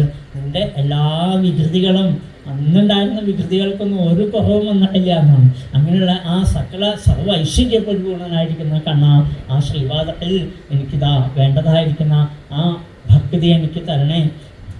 ആയുധം എടുക്കില്ല എന്ന് ശപഥം ചെയ്തിട്ടാണ് അവിടെ നിന്ന് ഇറങ്ങി പോകുന്നത്. അത് പറഞ്ഞുകൊണ്ടാണ് ഒരിക്കലും ഞാൻ ആയുധം എടുക്കില്ല, ഞാൻ ഈ ചമ്മട്ടിയും ഈ കോലും ഈ കുതിരകളെ മേയ്ക്കാനുള്ള കോലും അല്ലാണ്ട് ഓടക്കോല് പോലും എടുക്കില്ല എന്ന് ശപഥം ചെയ്ത ആളാണ്. പക്ഷേ തൻ്റെ ആ ഭീഷ്മരുടെ വാക്കങ്ങോട്ട് കേട്ടപ്പോൾ പെട്ടെന്ന് അങ്ങോട്ട് ദേഷ്യം വന്നതാണ്. കണ്ണനെ കൊണ്ട് ഞാൻ എന്തായാലും ആ സത്യത്തിന് മാറ്റം ഉണ്ടാക്കിക്കും, ഭഗവാനെ കൊണ്ട് ഞാൻ ആയുധം എടുപ്പിക്കും എന്നാണ് ആ വാശി പറഞ്ഞുകൊണ്ട് ആ ഭീഷ്മരുടെ പ്രകടനം കണ്ടപ്പോൾ കണ്ണൻ അറിയാണ്ടേ ആണെങ്കിലും തൻ്റെ ഉത്തരീയം വലിച്ചെറിയുന്നത് പോലെ തൻ്റെ പ്രതിജ്ഞയെ വലിച്ചെറിഞ്ഞുകൊണ്ട് ഭക്തൻ്റെ വാക്കിനെ സത്യമാക്കി കൊടുത്തു എന്നാണ്. എന്നിട്ട് വേഗം തൻ്റെ സുദർശനം അങ്ങടെ കയ്യിലെടുത്തപ്പോഴേക്കും ഇപ്പം എങ്ങനെയുണ്ട് കൃഷ്ണ എന്ന് ചോദിച്ചു. ഭഗവാൻ പറഞ്ഞു, ഞാൻ തോറ്റു കേട്ടോ അങ്ങയുടെ മുമ്പിൽ. കാരണം ഭക്തൻ്റെ മുമ്പിൽ ഭഗവാൻ തോക്കുന്നതാണ്. സ്വഭൃത്യൈ അജിതം പരാജിതം. രണ്ടുപേരുടെ മുമ്പിലേ ഭഗവാൻ മുമ്പ് തോറ്റിട്ടുള്ളൂ. ഒന്ന് സുദാമാവിൻ്റെ മുമ്പിലും ഒന്ന് ബലിയുടെ മുമ്പിലും. ബലിയുടെ എല്ലാം അപഹരിച്ചെടുക്കുമ്പോഴും ബലിക്ക് സന്തോഷമാണ്. ആ സുദാമാവിനെല്ലാം കൊടുക്കുമ്പോഴും സുദാമാവിന് അതിലൊന്നല്ല മനസ്സ് വന്നത്, എൻ്റെ കണ്ണ് മാത്രം മതി എന്നുള്ളൊരു ഭാവം പറയേണ്ട അവിടെ. സ്വഭൃത്യൈ അജിതം പരാജിതം. ഒരാൾക്കും തോൽപ്പിക്കാൻ പറ്റാത്ത അജിതൻ തോറ്റു കിട്ടോ മഹാരാജാവേ എന്നാണ് ശൈശവബ്രഹ്മർഷി പറയുക. അജിതനായിരിക്കുന്ന ഭഗവാൻ തോറ്റുപോയി. ആരുടെ മുമ്പിലാ? സുദാമാവിൻ്റെ മുമ്പിൽ. എല്ലാം കൊടുത്തപ്പോഴും സുദാമ പറഞ്ഞു, വേണ്ടേ എനിക്കർത്ഥവും കാമവും മോക്ഷവും വേണ്ട സായുജ്യവും വേണ്ട കണ്ണാ, ഒരു നാളും തരി പോലും മാറാതെ കാൽ ചോട്ടിൽ കഴിയട്ടെ, മറ്റൊന്നും വേണ്ട കണ്ണാ. മറ്റൊന്നും മോഹിക്കാണ്ട് കണ്ണനെ തന്നെ മോഹിച്ച സുദാമാവിൻ്റെ മുമ്പിൽ ഗുരുവായൂരപ്പൻ തോറ്റുപോയി എന്നാണ്. അതേപോലെ തന്നെയാണ് ബലിയുടെ എല്ലാം അപഹരിച്ചെടുക്കുമ്പോഴും ബലിക്ക് യാതൊരു കുഴപ്പമില്ല. ബലി പറഞ്ഞു, ആ മൂന്നാമത്തെ പാദം അത് എൻ്റെ ശിരസിൽ വെച്ച് അനുഗ്രഹിക്കണം ഗുരുവായൂരപ്പ, മറ്റൊന്നും അടി ഞങ്ങൾക്ക് ആവശ്യമില്ല എന്നാണ്. ഇനിയൊന്നും വേണ്ട എനിക്ക്, എൻ്റെ ഭഗവാന്റെ കാഴ്ചവട്ടിൽ എങ്ങനെ ഇരിക്കാനാണ് എനിക്ക് മോഹം. ഭഗവാൻ പറഞ്ഞു, വിലേ എല്ലാം നിൻ്റെ അപഹരിച്ചെടുത്തപ്പോൾ നിനക്ക് ഭാവവ്യത്യാസം ഉണ്ടാവുമെന്ന് ഞാൻ കണക്കാക്കി, ഞാൻ തോറ്റുപോയിട്ടുള്ളൂ എന്നാണ്. എൻ്റെ മായയെ നീ ജയിച്ചു കഴിഞ്ഞുള്ളൂ എന്നാണ്. അതാണ് അവരുടെ രണ്ടുപേരുടെ കഥയ്ക്കാണ് ഭാഗവതത്തിൽ ഏറ്റവും പ്രാധാന്യം. ഒന്ന് ബലിയുടെ കഥയും ഒന്ന് സുദാമാവിൻ്റെ കഥയും. അപ്പോൾ അത് വരുമ്പോൾ നമുക്കപ്പോൾ അതങ്ങനെ പറയാം. അപ്പോൾ എന്താണെന്ന് വെച്ചാൽ ഇവിടെ കാണിച്ചു തരിക, എപ്പോഴും ഭക്തന്മാരുടെ ഇഷ്ടമാണ് ഭഗവാന്റെ ഇഷ്ടം. ഭക്ത വാത്സല്യം ഗുരുവായൂരപ്പനെ പോലെ മറ്റൊരാൾക്ക് കാണില്ല എന്നാണ്. അതുകൊണ്ടാണ് ഗുരുവായൂരപ്പന് ഇത്രയധികം ഭക്തന്മാരുണ്ടാവാനുള്ള കാരണം. എന്താണോ ഭക്തന്മാർ മോഹിക്കുന്നത് അതെല്ലാം സാധിച്ചു കൊടുക്കും. കാമാൻ അജസ്രം വിതരസി പരമാനന്ദ സാന്ദ്രാം ഗതിം ച. എത്ര മോഹങ്ങളാണോ ഭഗവാന്റെ മുമ്പിൽ നമ്മൾ പറയുന്നത്, ആ മോഹങ്ങളൊക്കെ നമുക്ക് സമയമാകുമ്പോൾ എല്ലാം കൂടെ ഒന്നിച്ചൊന്നും തരില്ല കാണാൻ. ഓരോ സമയം എപ്പോഴാണോ നമുക്ക് ആവശ്യം വരുന്നത് ആ സമയത്ത് വരും. എല്ലാ ആഹാരങ്ങളെ ഒന്നിച്ച് മുമ്പിൽ കൊണ്ടുവച്ചാൽ നമുക്ക് കഴിക്കാൻ പറ്റുമോ? രാവിലത്തെ ഉച്ചയ്ക്കും വൈകുന്നേരത്തെ കൂടെ കൊണ്ടുവച്ചാൽ നമുക്ക് കഴിക്കാൻ പറ്റുമോ? വേണ്ട സമയത്ത് തരിക അല്ലേ? കാലത്ത് തരേണ്ട സമയത്ത് കാലത്ത് തരിക, ഉച്ചയ്ക്ക് വേണ്ടത് ഉച്ചയ്ക്ക് തരിക, വൈകുന്നേരം തരേണ്ടത് വൈകുന്നേരം തരിക. അപ്പോഴാണ് അതിന് കാര്യം ഉണ്ടാവുക അല്ലേ? ഇപ്പോൾ കമ്പിളി വേണമെന്ന് പറഞ്ഞാൽ ശരിയാവും നമുക്ക്. ഇപ്പോൾ കമ്പിളി നമുക്ക് ആവശ്യമില്ല. നല്ല മഞ്ഞും മഴയൊക്കെ ഉള്ളപ്പോൾ എന്ത് വേണം? ഒരു കമ്പിളി കിട്ടിയാൽ നല്ലതല്ലേ? അതുകൊണ്ട് ഗുരുവായൂരപ്പ എനിക്കിപ്പോൾ ഒരു കമ്പിളി കിട്ടിയാൽ തിരക്കേടില്ല എന്ന് പറഞ്ഞാൽ ഭഗവാൻ എന്ത് ചെയ്യും? ഇപ്പോൾ കമ്പിളിയൊന്നും വേണ്ട, അല്ലാണ്ടിരുന്നാൽ മതി, ഉള്ളതുകൊണ്ട് അയച്ചിട്ടിരുന്നോളാൻ പറയും. കാരണം എന്താ? അത്രയും ചൂടെടുക്കണം അല്ലേ? ഇപ്പോൾ ഭഗവാൻ തന്നില്ല എന്ന് പറഞ്ഞ് ബഹളം ഉണ്ടാക്കിയിട്ട് കാര്യമുണ്ടോ? ഇതാണ് ഭഗവാന്റെ കാരുണ്യം. എപ്പോഴാണ് നമുക്ക് ആവശ്യം, ആവശ്യമുള്ളപ്പോൾ കാക്കുവാനാകുന്ന ദൈവത്തെ വാഴ്ത്തിയോ ഞാനേ ധന്യൻ. എപ്പോഴാണ് നമുക്ക് ആവശ്യമുള്ളപ്പോൾ വേണ്ടത് തരാൻ ഈ ശീലകത്ത് മിണ്ടുന്ന ഗുരുവായൂരപ്പന് കഴിവുണ്ട്, യാതൊരു സംശയമില്ല എന്ന് പറയാണ്. അതുകൊണ്ട് ഭക്തന്മാരുടെ ഇഷ്ടം മുഴുവൻ സാധിച്ചു തരാം കണ്ണാ. അങ്ങനെയുള്ള പാദങ്ങളിൽ ആ ഗോപികന്മാരുടെ മുമ്പിൽ കണ്ണാ നീ എന്തെല്ലാം വേഷം കെട്ടിയിരിക്കണത്, കൊഞ്ചിക്കുഴയും ശൃംഗാരം വേണോ, ഹാസ്യം വേണോ, എന്താ കാണിക്കണമെന്നറിയില്ല. ചിലപ്പോൾ പിണങ്ങി നിൽക്കും. ഇങ്ങനെ പല പല കാര്യങ്ങൾ കാണിച്ചു കൊടുക്കും. ആ ഗോപികമാരെല്ലാം നിൻ്റെ ഈ ചേഷ്ടകളിലെല്ലാം കുടുങ്ങിപ്പോയിന്നാണ്. നിന്നെ തിരിച്ചറിയാതെ കണ്ട് നീ പുഞ്ചിരിച്ച് കാണിക്കുമ്പോൾ അവരതിൽ മയങ്ങിപ്പോണു. എന്തെല്ലാം ആ ഗോപികമാരെ മുഴുവനോട്ട് വട്ടം കറക്കിയില്ലേ, കളിപ്പിച്ചില്ലേ കണ്ണ. അവരെ പോലെ ഒന്നും കാണിക്കാൻ എനിക്കറിയില്ല. കാരണം എന്താ, ഞാനൊരു പരുക്കൻ ഹൃദയനല്ലേ. അതുകൊണ്ട് എനിക്കെന്ത് പറ്റില്ല, ചിരിച്ചു കാണിക്കാനറിയില്ല, കരഞ്ഞു കാണിക്കാനറിയില്ല, കൊല്ലാനറിയില്ല, ശൃംഗരിക്കാനറിയില്ല. ആ ഗോപികമാരെ പോലെ ഒന്നും എനിക്ക് പറ്റില്ല. എന്നിട്ടും നീ എന്നോട് സ്നേഹം കാണിച്ചില്ലേ എന്നാണ്. അതാണ് ഭാവം. അപ്പോൾ ഗോപികമാർ എന്തെല്ലാം കണ്ണൻ്റെ മുമ്പിൽ കാണിച്ചു കൊടുക്കും, അതിനൊക്കെ ഭഗവാൻ വഴങ്ങി നിൽക്കുന്നുണ്ട്. ആ നാഴി എടുത്തുകൊണ്ട് വരുമെന്ന് പറഞ്ഞാൽ ആ നാഴി എടുത്ത് ഇങ്ങനെ പൊക്കണത് പോലെ കാണിച്ചിട്ട് താഴത്തേക്ക് എടുക്കും. എനിക്ക് എടുക്കാൻ പറ്റണില്ല, എൻ്റെ കണ്ണാണ് എനിക്ക് എടുക്കാൻ പറ്റാത്തത്. എനിക്ക് ഇനി വെണ്ണയും പാലൊന്നും തന്നില്ലല്ലോ, അതുകൊണ്ടാണ് എനിക്ക് എടുക്കാൻ പറ്റാത്തത്. വേഗം വെണ്ണയും പാലൊക്കെ കൊടുത്താൽ ആ നാഴി എടുത്തുകൊണ്ട് വരും. ആ ഗ്ലാസ് എടുത്തുകൊണ്ട് വരുമെന്ന് പറഞ്ഞാൽ അതെടുത്ത് ഇങ്ങനെ പൊക്കിയിട്ട് താഴത്തേക്ക് ഇടും. എനിക്ക് എടുക്കാൻ പറ്റണില്ല, അതിനോട് ശക്തിയില്ല എന്ന് പറയാം. ഇങ്ങനെയൊക്കെയാണ് അല്ലേ. അപ്പോൾ എല്ലാം ആ ഗോപികന്മാരുടെ മുമ്പിൽ എന്തെല്ലാം വികൃതിയാണ് കാണിക്കണത്. അവർ വിചാരിക്കും പാവം കണ്ണിന് പാലും വെണ്ണയും കിട്ടാത്തതുകൊണ്ടാണ് എനിക്ക് ആരോഗ്യം ഉണ്ടാവില്ല എന്ന് വിചാരിച്ച് പാലും വെണ്ണയൊക്കെ കൊടുക്കും. അത് പിന്നെ അതൊക്കെ എടുത്തുകൊണ്ട് വരും. ഇങ്ങനെ എന്തെല്ലാം വികൃതി കാണിച്ച് അവരെയൊക്കെ മോഹിപ്പിച്ചു. അതേപോലെ അതേപോലെ ഒന്നും അറിയില്ല കണ്ണാ, നിൻ്റെ മുമ്പിലൊന്നും ചിരിക്കാൻ എനിക്കറിയില്ല. ഇന്നേ വരെ ഞാൻ ചിരിച്ചിട്ടില്ല, ഒരു പരുക്കനല്ലേ ഞാൻ. അതുകൊണ്ട് എന്നിട്ടും എൻ്റെ അടുത്തേക്ക് നീ വന്നില്ലേ കൃഷ്ണ, എനിക്ക് സന്തോഷമായി. ഇനി എനിക്ക് എന്തേ വേണ്ടെന്നറിയോ, നിന്നെ മാത്രം ധ്യാനിച്ചുകൊണ്ട് ഇനി എൻ്റെതാ ജീവിതം ഞാൻ സമർപ്പിക്കുകയാണ് നിൻ്റെ പാദത്തിൽ എന്ന് പറഞ്ഞുകൊണ്ട് അദ്ദേഹം തൻ്റെ ഉള്ളിലുള്ള ജീവനെ പതുക്കതാ ഉയർത്തി ബ്രഹ്മരന്ധ്രം പൊട്ടി ഭഗവാന്റെ പാദത്തിലേക്ക് ആൾ ചേർന്നു. മരണം പല രൂപത്തിലാണ്. ചിലവർ വായ പിടിച്ചുകൊണ്ട് മരിക്കണം കണ്ടിട്ടില്ലേ. പ്രാണം പോകുന്നത് ചിലർക്ക് വായ കൂടെയാണ്, ചിലർക്ക് കണ്ണി കൂടി, ചിലർക്ക് മൂക്കി കൂടി, ചിലർക്ക് കണ്ണി ചെവി കൂടി. ഇങ്ങനെ പല 9 ദ്വാരം ഉണ്ടല്ലോ നമ്മുടെ ശരീരത്തിൽ, ഓരോരുത്തർ കൂടെ അങ്ങ് പോകാമെന്നാണ്. അപ്പോൾ സാധാരണ ഏറ്റവും ശ്രേഷ്ഠമായിട്ടുള്ളത് എന്താ, ഇനി തിരിച്ചു വരാണ്ടിരിക്കുക. ഇവിടെ ഒരു ദ്വാരമുണ്ട് നമുക്ക്. കൊച്ചു കുഞ്ഞുങ്ങൾക്ക് ഉണ്ടല്ലേ, 10 ഇരിക്കില്ലേ, അവിടെ നമ്മൾ രാസനാദി പൊടിയൊക്കെ ഇട്ട് കൊടുക്കാറില്ലേ. അപ്പോൾ അതാണ് ശരിക്ക്, അതിൽ കൂടിയാണ് ജീവൻ ഉള്ളിലേക്ക് പ്രവേശിക്കുന്നത്. പോണതും അതേപോലെ ആയിരിക്കണം എന്നാണ്. പക്ഷേ അത് കൂടെ പോയാൽ പിന്നെ തിരിച്ചു വരേണ്ടതില്ല എന്നാണ്. ഈ ദ്വാരമുള്ളത് കൊണ്ടാണ് നമ്മുടെ ശരീരത്തിനൊരു പേരുണ്ട്, ദ്വാരക എന്നൊരു പേരുണ്ട്. എപ്പോഴും മനസ്സിലാക്കി വെച്ചോളൂ കേട്ടോ. നമ്മുടെ ശരീരത്തിൻ്റെ പേര് തന്നെ ദ്വാരക എന്നാണ്. അപ്പോൾ ഇതിൽ കൂടിയാണ് ജീവൻ ഉള്ളിൽ പ്രവേശിച്ചത്, ഇതിൽ കൂടെ തന്നെയാണ് പോകേണ്ടത്. പക്ഷേ ഇതിൽ കൂടെ പോകണമെങ്കിൽ എന്ത് വേണം, ഈ ഒരു അവസ്ഥയിലേക്ക് നമ്മൾ എത്തണം. അതില്ലെങ്കിൽ എന്ത് വേണം, വായക്കൂടെയൊക്കെ പോകുമ്പോഴാണ് വായ ഒളിച്ചു കിടക്കണം അല്ലേ. നിങ്ങൾ കാണാറില്ലേ, ഇങ്ങനെ കെട്ടിയൊക്കെ കിടക്കാറില്ലേ നമ്മൾ. ചുരുട്ടിക്കൂടെ പോകും, കണ്ണ് മിഴിച്ച് കിടക്കും ചില ആൾക്കാരൊക്കെ. കണ്ണിൽ കൂടെ പോകുന്നു ജീവൻ. ഇങ്ങനെ പല രൂപത്തിൽ പോകുന്നതാണ്. ഇവിടെ ബ്രഹ്മരന്ധ്രം പൊട്ടി അങ്ങനെ ഭഗവാൻ ചെന്ന് ചേർന്നതാണ്. എന്തിനെ സ്മരിച്ചുകൊണ്ടാണോ, യം വാഭിസ്മരൺ ഭാവം തെറ്റെന്തേ കളയകരം. എന്തിനെ സ്മരിച്ചുകൊണ്ടാണോ ഈ ശരീരം വിടുന്നത്, അതായിട്ട് ജനിക്കേണ്ടി വരുന്നതാണ്. അതുകൊണ്ടാണ് മനസ്സിൽ എപ്പോഴും നമ്മൾ എന്തുമാത്രം ചിന്തകളാണ്, എത്ര ആൾക്കാരുടെ രൂപ നമ്മുടെ മനസ്സിൽ കിടക്കുന്നത് അല്ലേ. അവരെ ചിന്തിച്ചുകൊണ്ടാണ് നമ്മൾ ഈ ശരീരം വിടുന്നത്, അതായിട്ട് ജനിക്കേണ്ടി വരും. അതുകൊണ്ടാണ് ഈ മനസ്സിൽ എപ്പോഴും ആരുടെ രൂപം കൊണ്ട് നടക്കണം, കൃഷ്ണൻ്റെ രൂപം കൊണ്ടിടണം അല്ലേ. നമുക്ക് ഇഷ്ടപ്പെട്ട ആരും ആയിക്കോട്ടെ, കൃഷ്ണൻ തന്നെ വേണമെന്നില്ല, ശിവനെ ആയിക്കോട്ടെ, ഗണപതി ആയിക്കോട്ടെ, ഏതെങ്കിലും ഒരു രൂപത്തിനെ നിരന്തരമായിട്ട് നമ്മൾ ഉള്ളിൽ കൊണ്ട് നടക്കുമ്പോൾ ഈ ശരീരം വിടുന്ന സമയത്ത് ആ കണ്ണനെ കണ്ടിട്ട് നമുക്ക് പോകണം. നോക്കണ്ടേ, എന്നാവിനെ കൊണ്ട് ഭവാന്റെ നാമം ചൊല്ലിക്കണേ ഞാനുടൽ വിട്ടിടുമ്പോൾ പാപിയാമെന്നയമെൻ്റെ കയ്യിൽ ഏൽപ്പിച്ചിടല്ലേ ഗുരുവായൂരപ്പ. യമൻ്റെ കയ്യിലേക്ക് പോകാതെ കൊണ്ട് ഗുരുവായൂരപ്പൻ്റെ ശ്രീപാദത്തിലേക്ക് നമുക്ക് എത്തിച്ചേരണം അല്ലേ. അങ്ങനെ ഭീഷ്മർക്ക് മുക്തിയെ കൊടുത്തു. അവിടെ നിന്ന് പോരുന്ന. അപ്പോൾ അതോടുകൂടി ആ ധർമ്മപുത്രർക്ക് മനസ്സിലായി.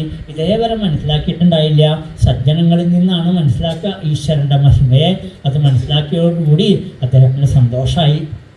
അങ്ങനെ ഇരിക്കുന്ന സമയത്താണ് വിതുരൻ എന്ന് പേരായിരിക്കുന്ന ദാസീപുത്രനാണ്. വേദവ്യാസന് ദാസിയിലുണ്ടായ പുത്രനാണ് വിതുരൻ. അപ്പോൾ അംബിക, അംബാലിക ഇങ്ങനെ 3 പേരെ ഭീഷ്മർ പിടിച്ചുകൊണ്ട് വന്നതാണ് അത്ര.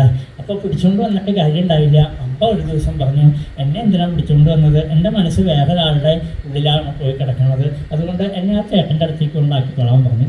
ഭീഷ്മർ അവിടെ കൊണ്ടാക്കി കഴിഞ്ഞപ്പോൾ അയാൾ പറഞ്ഞു, നിന്നെ ഭീഷ്മർ കൊണ്ടുപോയതല്ലേ, ഇനി എനിക്ക് നിന്നെ വേണ്ട, ഇത്ര കാലം ഞാൻ നിന്നെ പ്രതീക്ഷിച്ചിരുന്നു, അപ്പോൾ നീ വന്നില്ലല്ലോ, ഭീഷ്മർ തൊട് കാരണം ഇനി എനിക്ക് നിന്നെ വേണ്ട എന്ന് പറഞ്ഞു. അങ്ങനെ അമ്പ എന്തായി പിന്നെ സന്യാസമൊക്കെ ആയിട്ട് ആളങ്ങനെ പോയി എന്നാണ്. ഇനി അംബിയ അംബാലിക അവർ രണ്ടുപേരുണ്ടായിട്ടും പ്രയോജനമൊന്നും ഉണ്ടായില്ല. അവസാനം അതിൽ പുത്രോത്പാദനം നടത്താൻ പറഞ്ഞു സത്യവതി. അങ്ങനെ വ്യാസനെ നിയോഗിച്ചു എന്നാണ്. വ്യാസൻ എന്ത് ചെയ്തു, അംബാലികയുടെ അടുത്ത് ചെന്നപ്പോൾ അവർ കണ്ണടച്ചുകൊണ്ട് വേദവ്യാസനെ സ്വീകരിച്ചു എന്നാണ്. കാരണം വേദവ്യാസൻ അഗ്നി പോലെ ജ്വലിക്കണമെന്നൊക്കെയാണ് ദേവി ഭാഗവതം പറയുക. അങ്ങനെ ജ്വലിച്ചുകൊണ്ടിരിക്കുന്ന ഒരു ഭാവമാണ് അത്ര. അഗ്നി പോലെ കണ്ടാലേ ഒരു ഭയങ്കരമായിരിക്കുന്ന ഒരു രൂപമാണ് അദ്ദേഹത്തിൻ്റെ. അപ്പോൾ അങ്ങനെയുള്ള രൂപത്തിന് അത് ജ്ഞാനമാണല്ലോ. ആ ജ്ഞാനത്തിന് എല്ലാവർക്കും ഒന്നും ഉൾക്കൊള്ളാൻ പറ്റില്ല.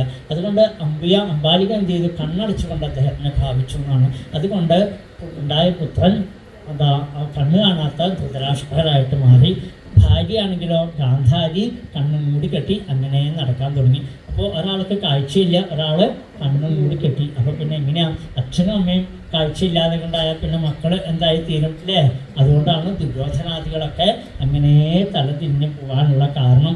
പിന്നെ അടുത്ത ആൾ അംബിക അംബാലിയാണ്. അംബാലിക എന്ത് ചെയ്തു, ആ വേദവ്യാസനെ കണ്ടപ്പോൾ വല്ലാതെ കണ്ട് വിളക് വെളുത്ത ഭാവത്തോടു കൂടി അയ്യോ ഈ സാധനം ഇങ്ങനെയായല്ലോ എന്നുള്ള മട്ടിൽ സ്വീകരിച്ചു എന്നാണ്. അതുകൊണ്ടാണ് പാണ്ഡു ഉണ്ടായത്. പാണ്ഡുവിൻ്റെ രൂപം തന്നെ അതേപോലെ വിളക് വെളുത്ത ഒരു വല്ലാത്തൊരു പ്രകൃതത്തിൽ ഉണ്ടായിരുന്നാണ്. വേദവ്യാസൻ്റെ മഹിമ അറിഞ്ഞ ആളാണ് അവിടുത്തെ ഒരു ദാസി.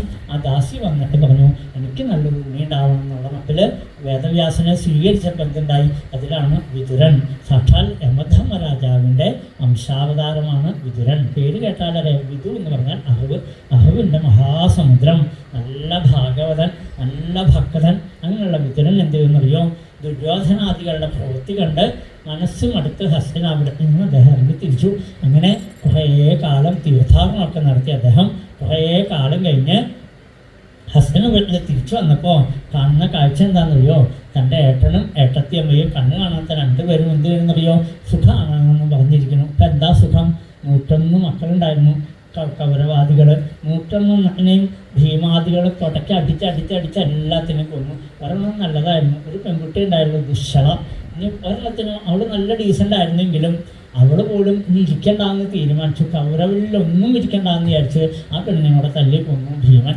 അങ്ങനെ 101 തല്ലി കൊന്നതാണ്. എന്നിട്ടിപ്പോൾ ഈ അച്ഛനും അമ്മയും മക്കളെ കൊന്നതായിരിക്കുന്ന ഭീമൻ്റെ കൂടെയാണ് അത്ര താമസം. നമ്മളെ കൊണ്ട് സാധിക്കും അങ്ങനെ. അപ്പോൾ ചെന്ന് കഴിഞ്ഞപ്പോൾ ഏട്ടനോട് ചോദിച്ചു, ഏട്ടത്തിയമ്മേ എങ്ങനെയുണ്ട് ജീവിതമൊക്കെ? ഇപ്പോഴാ സുഖം. എൻ്റെ മക്കളുണ്ടായിരുന്നപ്പോൾ ഒരു മനസ്സമാധാനം ഉണ്ടായില്ല. മക്കളെയൊക്കെ തല്ലി കൊന്നാൽ ഭീമൻ്റെ കൂടെയായപ്പോൾ എന്തായി, മനസ്സമാധാനമായിരുന്നാണ്. അപ്പോൾ ഭാഗവതം നമ്മളോട് പറയാം, ഇത് നമ്മുടെ ഒരവസ്ഥയാണ്. കാരണം എത്രയൊക്കെ നമ്മൾ അനുഭവിച്ചാലും വീണ്ടും പോരാ എന്നുള്ള ഭാവം. അഹോ മഹീയസീ എന്തോ ജീവിതാശായയാ ഭവാൻ ഭീമാപവർജിതം പിണ്ടമാതത്തെ ഗ്രഹപാലവൾ. നല്ലൊരു വാക്ക് അവിടെ പറഞ്ഞിരിക്കുന്നത് എന്താണെന്നറിയോ, നായിനെ പോലെ ജീവിക്കണ്ടല്ലോ എന്നാണ് പറയുന്നത്. തൻ്റെ മക്കളെ കൊന്ന ആ കൈകളെ കൊണ്ട്, മക്കളുടെ ചോര വീണ്ട കൈകളെ കൊണ്ട് ഉരുള ഉരുട്ടി ഇങ്ങനെ വായിൽ വെച്ച് കൊടുക്കുക. അത്രയപ്പോൾ ഭീമനാണ് ഉരുട്ട കൂടി കൊടുക്കുക. മക്കൾ ഇന്നേ വരെ ഒരു ഉരുള അച്ഛൻ്റെ അമ്മയുടെ വായിൽ വെച്ച് കൊടുത്തിട്ടില്ല. അപ്പോൾ ഭീമൻ എന്ത് ചെയ്യണു, ഉരുള വിട്ട് ഇങ്ങനെ വായിൽ വെച്ച് കൊടുക്കുമ്പോൾ വെള്ളിച്ച ഇത് കഴിച്ചോളൂ, നല്ല സ്നേഹത്തോടു കൂടിയാണ് കൊടുക്കുക. കൊടുത്തു കഴിയുമ്പോൾ അതിങ്ങനെ കഴിച്ചുകൊണ്ടിരിക്കുമ്പോൾ പറയും ഇത് ദുര്യോധനൻ്റെ പിണ്ടം, ഇത് ദുശാസനൻ്റെ പിണ്ടം, ഇത് ദുശ്ശലയുടെ പിണ്ടം. അങ്ങനെ കഴിക്കാൻ പറ്റും നമ്മളെ കൊണ്ട് അല്ലേ? ആ ഭീമന് അപ്പം അങ്ങയുടെ ദേഷ്യം വലിയ അർത്ഥമാത്രം ഭീമനെയൊക്കെ ഉപദ്രവിച്ചിട്ടുണ്ട് ദുര്യോധനാദികളെ. അതെല്ലാം ഇവരുടെ മൗനാനുവാദത്തോട് കൂടിയിട്ടാണ്. ആ ദേഷ്യം മുഴുവനും ആ ഉരുള വിട്ട് ഇങ്ങനെ വായിൽ വെച്ച് കൊടുക്കുമ്പോൾ ഇത് അവരുടെ പിണ്ടം, ഇത് ഇവരുടെ പിണ്ടം എന്ന് പറഞ്ഞാൽ വായിൽ വെച്ച് കൊടുക്കുക. അത് ആദ്യമോടുകൂടി കഴിച്ചിട്ട് സുഖമായിട്ടിരിക്കുക.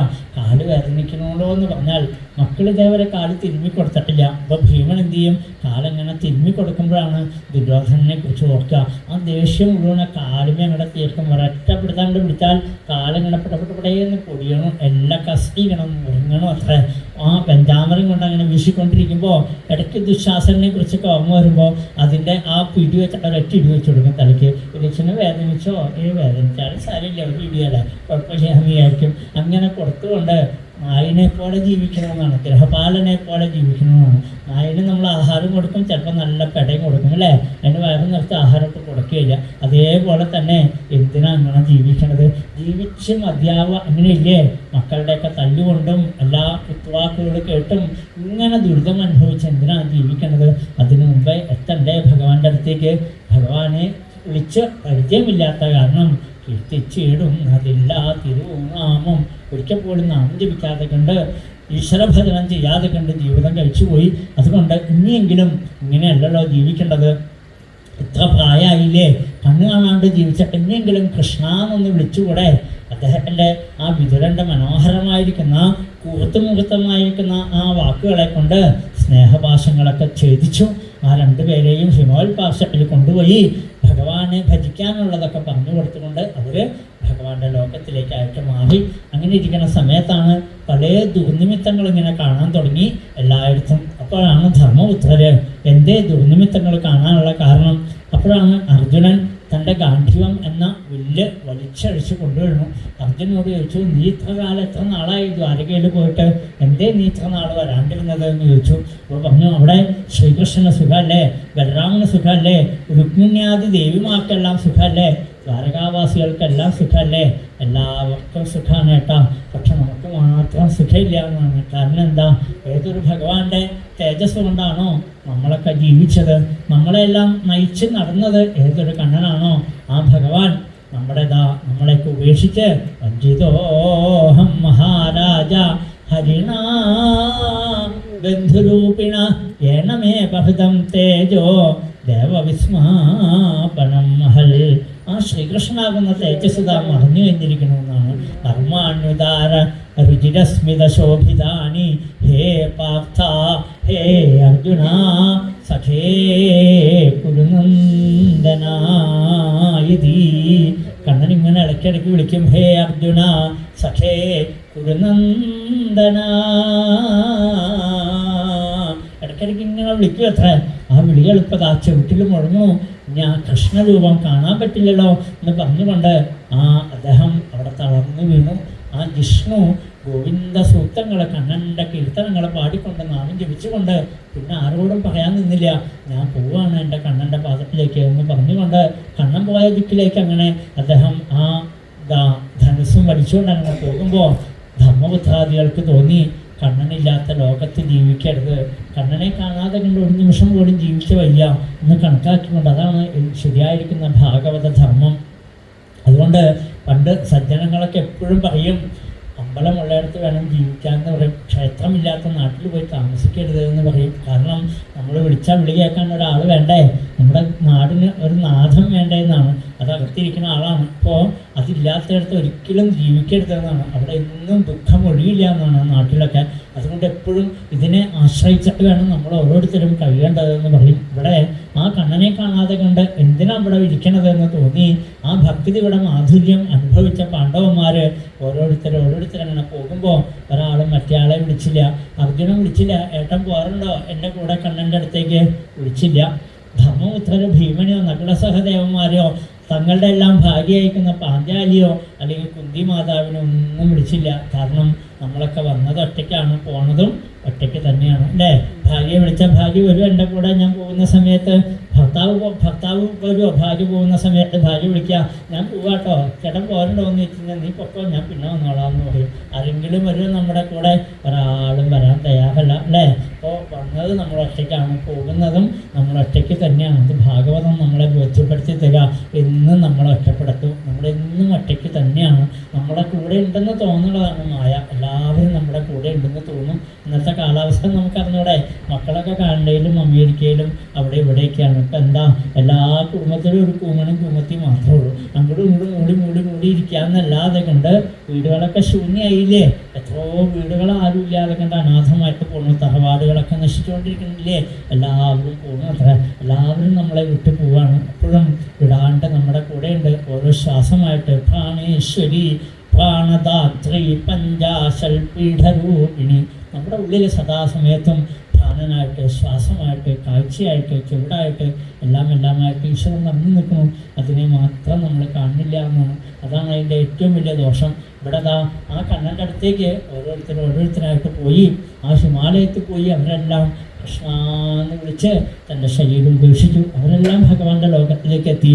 ഈ വാക്കുകളെല്ലാം കേട്ടുകൊണ്ടിരുന്ന ആ കുന്തി ഇവരെല്ലാം ഭഗവാന്റെ പാദത്തിൽ എത്തുന്നതിന് മുമ്പ് തന്നെ ആ കുന്തി മാതാവും കണ്ണാന്ന് വിളിച്ച് ആ ശരീരം വീണു. അവർ അതിനു മുമ്പേ പാണ്ഡവന്മാരെത്തുന്നതിന് മുമ്പേ തന്നെ അവർ കണ്ണൻ്റെ പാദത്തിലേക്ക് എത്തി. പിന്നാലെ ചെന്നു പാഞ്ചാലിയും. ഇങ്ങനെ എല്ലാ പാണ്ഡവന്മാരെല്ലാം ഭഗവാന്റെ ലോകത്തിലേക്ക് എത്തിക്കഴിഞ്ഞിരിക്കുന്നു. പിന്നീടാണ് 36-ാമത്തെ വയസ്സിലാണ് പരീക്ഷിത്തിൻ്റെ ജനനത്തിനെ കുറിച്ച് പറയുകയാണ്. പിന്നീട് പരീക്ഷിത്ത് ഉത്തര 10-ാമത്തെ മാസമായി പ്രസവിക്കാറായപ്പോൾ ഒരു പ്രാവശ്യം ഭഗവാനെ വിളിച്ചോളൂ എന്നാണ്. ഒറ്റ പ്രാവശ്യം പറഞ്ഞോളൂ, പാഹി പാഹി മഹായോഗിൻ, ഒറ്റ പ്രാവശ്യം വിളിച്ചോളൂ. പക്ഷെ ഭഗവാന് നല്ല ഓർമ്മയുണ്ട് അല്ലേ? ഭഗവാനും അറിവില്ല. നമ്മുടെ ധാരണ എന്താണെന്നറിയോ? കഴിഞ്ഞ മാസം ഞാൻ ഇവിടെ ഒന്ന് പ്രാർത്ഥിക്കുക, അതിപ്പോൾ ഭഗവാൻ മറന്നു പോയിട്ടുണ്ടാവും. അതുകൊണ്ട് ഇത്തവണയും കൂടി ഒന്ന് പ്രാർത്ഥിച്ചേക്കാം. കഴിഞ്ഞ തവണ പറഞ്ഞത് തന്നെ ഇത്തവണയും പറയുന്നത്. ഇനിയിപ്പോൾ നാളെ വന്നാലും ഇത് തന്നെ പറയാം. അതുകൊണ്ട് അവിടുന്ന് കാണുമ്പോൾ തന്നെ ഭഗവാൻ ചെവി ബുദ്ധിമുട്ടിച്ചിരിക്കും. നമ്മുടെ പരാതിപ്പെട്ടി നമ്മുടെ ധാരണ എങ്ങനെയാണ്? കാരണം എന്താ? ഭഗവാനും അറിവുണ്ട്, നമ്മൾക്ക് നല്ല ഓർമ്മശക്തി ഉണ്ടെന്ന് നമ്മുടെ ധാരണയെ ഒറ്റ പ്രാവശ്യം പറഞ്ഞാൽ മതി. ഒരിക്കലും മറക്കാത്ത ആളാണ് ഭഗവാൻ അല്ലേ? അതുകൊണ്ട് തന്നെ ഇവിടെ ഉത്തര ഒരു പ്രാവശ്യം വിളിച്ചോളൂ, ഭഗവാൻ മറന്നിട്ടില്ല എന്നാണ്. ആ കണ്ണെന്താ അവരെ പ്രസവിക്കാറായപ്പോൾ വേഗം അകത്തേക്ക് ചെന്നു. അങ്കുഷ്ടമാത്വമമലം സ്ഫുരൻ പുരണമൗലീണം, ഒരു തള്ളവരലിൻ്റെ വലിപ്പത്തിൽ ഗതാപാണിയായിട്ട് ആ അമ്മയുടെ ഉദരത്തിലേക്ക് പ്രവേശിച്ചു. പുറമേന്നൊന്നും വരാനില്ല ഭഗവാന്. ഉള്ളിലുള്ള ആള് ഉള്ളിൽ തന്നെ ഞങ്ങളുടെ ദർശനം കൊടുത്തുവെന്ന് മാത്രമല്ല, ആ കരിഞ്ഞുണങ്ങി കിടക്കുന്ന ഉണ്ണിയെ, അസുഖം കൊണ്ട് കരിഞ്ഞുണങ്ങി കിടക്കുന്ന ഉണ്ണിയെ അങ്ങനെ പ്രദക്ഷിണം വയ്ക്കാൻ തുടങ്ങി. പ്രദക്ഷിണം വയ്ക്കുക ഇങ്ങനെ എവിടെയെങ്കിലും കാണുമോ? വേറെ ഏതെങ്കിലും പുരാണത്തിൽ നോക്കിയാൽ നമുക്കിങ്ങനെ കാണില്ല. തൻ്റെ ഭക്തനെ രക്ഷിക്കാൻ ഭഗവാൻ വേറെ ഒരിടത്തും കാണില്ല. ദേവി ഭാഗവതത്തിലോ ശിവപുരാണത്തിലോ ഗണേശപുരാണത്തിലോ അഗ്നിപുരാണത്തിലോ കൂർമ്മപുരാണത്തിലോ ഒന്നും ഈ കാഴ്ച കാണില്ല. അതാണ് ഭാഗവതത്തിൻ്റെ ഏറ്റവും വലിയ മഹാത്മ്യം. നമ്മൾ ഇന്നലെ പറഞ്ഞില്ലേ, മഹാത്മ്യം ഇങ്ങനെ കിടക്കുകയാണ് ഭാഗവതത്തിൻ്റെ മഹിമ. ഭാഗവതം നമ്മളോട് പറഞ്ഞു തരുന്നു എത്രമാത്രം വാത്സല്യമാണ്. ഭാഗവതം കേൾക്കാൻ നമ്മൾ അർഹതയുണ്ടോ എന്ന് ചോദിച്ചാൽ അർഹതയുള്ളത് കൊണ്ടാണ് നമ്മൾ ഈ നിമിഷം വരെ നമ്മൾ ജീവിച്ചിരിക്കുന്നത്. എല്ലാവർക്കും ഒന്നും ഭാഗവതം കിട്ടില്ല കേട്ടോ. വേണമെന്ന് വിചാരിച്ചാലും ഞാൻ ഒരിടത്ത് വായനയ്ക്കുന്ന സമയത്ത് പെരുമ്പാവൂർ ഭാഗത്ത് ഒരിടത്ത് വായനയ്ക്കുന്നപ്പോൾ ഒരു വീട്ടിൽ താമസത്തിന് ചെന്നപ്പോൾ തന്നെ വ്യാപകമായിട്ട് ഞങ്ങൾ ആ വീട്ടിൽ താമസത്തിന് ചെന്നപ്പോൾ തന്നെ കാണുന്ന കാഴ്ച എന്താണെന്നറിയോ? മുമ്പിൽ തന്നെ ഒരു ഭാഗവതം ചെതലടിച്ച് ഇങ്ങനെ ഇരിക്കണം. അത്ര കണ്ടപ്പോൾ വലിയ വിഷമം തോന്നി. അപ്പം ഞാൻ അദ്ദേഹം ചോദിച്ചിരുന്നു, എന്താ ഭാഗവതമൊക്കെ ചെതലടിച്ചിരിക്കണമെന്ന് ചോദിച്ചപ്പോൾ പറഞ്ഞു, അതങ്ങനെ കുറേ നാളായിട്ട് ഇരിക്കണതാണ്, ഞങ്ങളൊന്നും എടുക്കാറില്ല. വാങ്ങിച്ചപ്പോൾ അവിടെ ഇരിക്കണതാണ് സാർ, പിന്നെ കൈകൊണ്ട് തൊട്ടിട്ടില്ലായിരുന്നു. അത് അവിടെ ഇന്ന് ചെതലടിച്ചിട്ട് കൂടി അവർ കളഞ്ഞില്ല. ഞാൻ അവരോട് പറഞ്ഞു, കമ്മിറ്റിക്കാരോട് പറഞ്ഞു, ഇവിടെ താമസിക്കാറില്ല. ഭാഗവതനെ നിന്ദിക്കുന്ന ഒരു ഗൃഹത്തിൽ പോയി കിടന്നാൽ നമ്മൾ ഭാഗവതമായിട്ടല്ല കയറി ചെല്ലണത്, പറ്റില്ല എന്ന് പറഞ്ഞു. അവിടെ നിന്ന് ഇറങ്ങി പോകുന്നു ഞങ്ങൾ. എന്താണെന്ന് വെച്ചാൽ ഇതൊക്കെ നമ്മൾ കണ്ടുകൊണ്ടിരിക്കുക. ഭാഗവതം കിട്ടിയിട്ടും നമുക്ക് അനുഭവിക്കാൻ യോഗം വേണം അല്ലേ? അപ്പം എന്തുകൊണ്ടാണ് നമുക്ക് ഇന്നെങ്കിലും ഭാഗവതം ഈ 3 കൊല്ലമായുള്ളൂ നമ്മൾ കയ്യിലെടുത്തിട്ടുള്ളെങ്കിലും അത് തന്നെ ഏറ്റവും വലിയ കാര്യമാണ്. ഇതിനു വേണ്ടിയിട്ടാണ് നമ്മളെ അമ്മയുടെ ഉദരത്തിൽ വെച്ച് നമ്മളൊക്കെ ചാപ്പിള്ളിയായി പോകേണ്ടതായിരുന്നു. പക്ഷേ നമ്മളെ ഭഗവാൻ രക്ഷിച്ചെന്തിനാണെന്നറിയോ? നീ ഇങ്ങനെ 2025 നീ ഭാഗവതം കേൾക്കാനുള്ളതാ, ഭാഗവതം എടുത്ത് മടിയിൽ വെക്കാനുള്ളതാണെന്ന് കണ്ണൻ അന്നേ തീരുമാനിച്ചിട്ടുണ്ട്. അപ്പോൾ അതിൻ്റെ ഫലമാണ് എത്രയോ പ്രായമായ ആൾക്കാരൊക്കെ ഇവിടെ ഇരിപ്പുണ്ടല്ലേ, അവർക്കിടയൊക്കെ മടിയിൽ ഭാഗവതം കയറിയിരിക്കണമെങ്കിൽ അതിനെല്ലാം കാരണം നമ്മളോട് ഭഗവാൻ കാണിച്ച കാരുണ്യം തന്നെയാണ്. ഇല്ലെങ്കിൽ വേറെ എന്തെല്ലാം ഗ്രന്ഥങ്ങൾ, എന്തെല്ലാം പുസ്തകം ഉണ്ട് നമുക്ക് മടിയിൽ വെക്കാനായിട്ട്. അതിനെയൊക്കെ വലിച്ചെറിഞ്ഞിട്ട് നമ്മൾ ഭാഗവതം എടുത്ത് മടിയിൽ വെക്കണമെങ്കിൽ 7 ദിവസം മടിയിൽ വെക്കണമെങ്കിൽ ഇതിനുള്ള അർഹത നമുക്കുള്ളത് കൊണ്ടാണ്. പരീക്ഷിത്ത് എന്ന ആ ഉണ്ണിക്ക് എന്തുകൊണ്ടേ ഭഗവാൻ അനുഗ്രഹിച്ചത്? ഭാഗവതം കേൾക്കാൻ നീ അധികാരിയാണ്, അതുകൊണ്ട് നിന്നെ ഞാൻ രക്ഷിച്ചു എന്നാണ്. ആ ഉണ്ണി കണ്ണും വിഴിച്ചു. അത്ര ജീവൻ വന്ന് കണ്ണു വിഴിക്കുമ്പോൾ ആ നീളമേഘശ്യാമനായിരിക്കും ഒരു കൊച്ചുണ്ണി ഒരു ഗതയെടുത്ത് ഇങ്ങനെ വട്ടം കറങ്ങിക്കൊണ്ടിരിക്കണം. അത്ര ഒരു ഫോട്ടോ വെച്ചിട്ടുണ്ട്, ഒരു ഗതയൊക്കെ പിടിച്ചുകൊണ്ടിരിക്കുന്ന കൃഷ്ണൻ്റെ ഫോട്ടോ അല്ലേ? അതേപോലെ ആ ഗതയും കൊണ്ടിങ്ങനെ കറങ്ങുന്ന ഉണ്ണിയെ കണ്ടപ്പോൾ എന്തെന്നില്ലാത്ത സന്തോഷമായി. ആ കൺകുളിക്കാൻ ഉണ്ണിയെ അങ്ങനെ കാണുക മാത്രമല്ല, നീ എന്നെ കണ്ടുല്ലോ, നീ അന്വേഷിച്ച് കണ്ടുപിടിക്കൂ. വേഗം ഭഗവാൻ ഉള്ളിൽ നിന്നങ്ങടെ പ്രത്യക്ഷമായി. എങ്ങും വരാനുമില്ല, എങ്ങും പോകാനുമില്ല, അവിടെ തന്നെ അങ്ങോട്ട് മറിഞ്ഞു എന്നാണ്. വേഗം ആ ഉണ്ണിതാ പുറത്തേക്ക് വന്നപ്പോൾ നമ്മളെ പോലെ കരഞ്ഞുകൊണ്ടല്ല വന്നത്. എവിടെയാണ് എൻ്റെ കണ്ണൻ? ഉള്ളിൽ കണ്ടതായിരിക്കുന്ന ആനന്ദ സ്വരൂപം, ആ നീളമേഘശ്യാമള സ്വരൂപം എവിടെയാണെന്നുള്ള മട്ടിൽ കണ്ണു വിളിച്ച് എല്ലാവരും തുറച്ചു നോക്കുമ്പോൾ ആരെയും കാണാൻ പറ്റില്ല. ബ്രാഹ്മണര് വേഗം ജാതകമൊക്കെ എഴുതി എല്ലാവരെയും പരീക്ഷിച്ച് നോക്കുന്ന കാരണം പരീക്ഷിത്ത് എന്ന പേരിട്ടു. അതുകൊണ്ട് തന്നെ ഭഗവാനാൽ രക്ഷിക്ക കാരണം വിഷ്ണുരാധൻ എന്ന് പേരിട്ടു. 99 ഗുണങ്ങളുണ്ട്. ശ്രീരാമനെ പോലെയാവും, അർജുനനെ പോലെയാവും, രംഗദേവനെ പോലെയാവും, ശിവിയെ പോലെയാവും. ഇങ്ങനെ എല്ലാ ഗുണങ്ങളും ഉണ്ടെങ്കിലും ഒരു ദോഷം എഴുതി വെച്ചു. 99 ഗുണം എഴുതി ഒരു ദോഷം എഴുതി വെച്ചു. അത് ദോഷമില്ലെങ്കിൽ നമ്മൾ ഈശ്വരനാവില്ലേ? അത് പറ്റില്ലല്ലോ. അതുകൊണ്ട് പറഞ്ഞു തക്ഷകം കടിച്ച് മരിക്കാൻ യോഗമുണ്ട് എന്ന് പറഞ്ഞത്ര. ഒരു വിഷമം വന്നു ധർമ്മപുത്രാദികൾക്ക്. വിഷമിക്കണ്ട, കണ്ണൻ്റെ കഥകൾ കേട്ടുകൊണ്ട് ഭാഗവതം കേട്ടുകൊണ്ടാണ് ഈ ശരീരം വിടുക എന്ന് പറഞ്ഞപ്പോൾ സന്തോഷമായി എന്നാണ്. ആ പരീക്ഷത്ത് എന്തായി?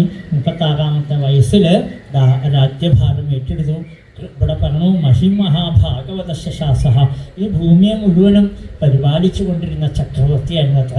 എല്ലാം ആ ഭൂമിയെ മുഴുവനും പരിപാലിക്കുമ്പോഴും അദ്ദേഹത്തിൻ്റെ മനസ്സിൽ ഒരേ ഒരു ചിന്ത മാത്രമേ ഉള്ളൂ, കൃഷ്ണ നീ എവിടെയാണ്? ഹാ Krishna ദ്വാരകാവാസിൻ quasi യാദവനന്ദന.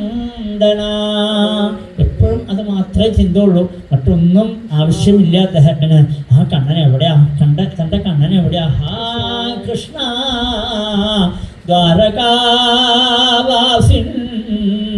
Quasi യാദവനന്ദന അനാഥാം Kim ഉപേക്ഷസേ. അനാഥനായിരിക്കുന്നതിലുള്ളവനെ ഉപേക്ഷിക്കരുതേ Krishna എന്ന് പറഞ്ഞുകൊണ്ട് കണ്ണനെ തന്നെ ധ്യാനിച്ചുകൊണ്ട് കണ്ണൻ്റെ തിരുനാമങ്ങൾ തന്നെ ജപിച്ചുകൊണ്ട് ആ കൃഷ്ണനെ അന്വേഷിച്ച് ലോകം മുഴുവനും അദ്ദേഹം സഞ്ചരിച്ചു. അങ്ങനെ എവിടെയും ഭഗവാന്റെ മഹാത്മ്യം പാടുന്നത് കേട്ട് ആനന്ദത്തോടു കൂടി അവസാനം അദ്ദേഹം ഭാരതഭൂമിയിൽ വന്നപ്പോൾ അവിടെ കലി ബാധിച്ചിരിക്കുന്നതായിട്ട് കണ്ടു. കലിയുടെ പ്രത്യേകത എന്താ? കലിന അധർമ്മമിത്രേണ.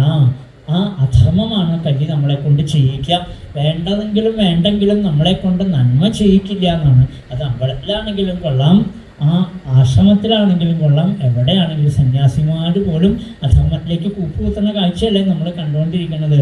അപ്പോൾ ഇന്ന് ലോകം മുഴുവനും അത്രയും കലി ബാധിച്ചു കഴിഞ്ഞിരിക്കുന്നു. കലി ബാധിച്ചത് ശരീരത്തിനെയല്ല, അത് മനസ്സിനെയാണ്. അതുകൊണ്ടാണ് വേണ്ടാത്തത് കാണുക, വേണ്ടാത്തത് പറയുക, വേണ്ടാത്തത് കേൾക്കുക, ഇത് തന്നെയുള്ളൂ. ഇങ്ങനെ മനസ്സ് എത്രമാത്രം ദുഷിച്ചു കഴിഞ്ഞിരിക്കുന്നു ഇന്ന് ലോകം മുഴുവനും നോക്കിക്കോളൂ. എവിടെയും കലാപം കൂടിക്കഴിഞ്ഞു അല്ലേ? അപ്പോൾ കലി കലാപത്തിൻ്റെ ആളാണ്. കലഹമാണ് കലിയുടെ സ്വഭാവം തന്നെ. ആ കലഹം നമ്മുടെ മനസ്സിൽ നിന്ന് കുടുംബാംഗങ്ങളിലേക്ക്, കുടുംബങ്ങൾ തമ്മിൽ, സമൂഹങ്ങൾ തമ്മിൽ, രാജ്യങ്ങൾ തമ്മിൽ എല്ലായിടത്തും എല്ലാവരും അനുഭവം ഉണ്ടാക്കി വെച്ചുകൊണ്ടിരിക്കുക. എപ്പോൾ ആരെ നശിപ്പിക്കണം? ഏറ്റവും കൂടുതൽ കാശ് നമ്മൾ മുടക്കണതും അതിന് വേണ്ടിയിട്ടല്ലേ? ശത്രുക്കളെ ആക്രമിച്ചാൽ എല്ലാത്തിനെയും തവിടുപൊടിയാക്കണം. അപ്പോൾ എല്ലാവർക്കും ശത്രുഭീതി കൂടി വരണം അത്ര. എന്തുകൊണ്ടാണ്? കലി അത്രയും നമ്മുടെ ഉള്ളിൽ ബാധിച്ചിരിക്കണം. അപ്പോൾ നോക്കുമ്പോൾ എന്താ? ഭൂമി ഒരു പശുവായിട്ട് നിൽക്കണു, കാളയായിട്ട് ധർമ്മം നിൽക്കണു. ആ കാളയുടെ 3 കാലും തല്ലി ഒടിച്ച് ഒരു കാല് നിലത്ത് മുട്ടിയിട്ടുണ്ടോ എന്നൊരു സംശയം. അങ്ങനെ വിഴാഹായി നിൽക്കണു. അവർ തമ്മിലുള്ള സംഭാഷണം കേട്ടു അത്ര. ഇത് കേട്ടപ്പോൾ മനസ്സിലായി കലിയാണ് ഈ ധർമ്മത്തിനെ ഭൂമിയിൽ നിന്ന് ഇല്ലാണ്ടാക്കണമെന്ന് മനസ്സിലാക്കി.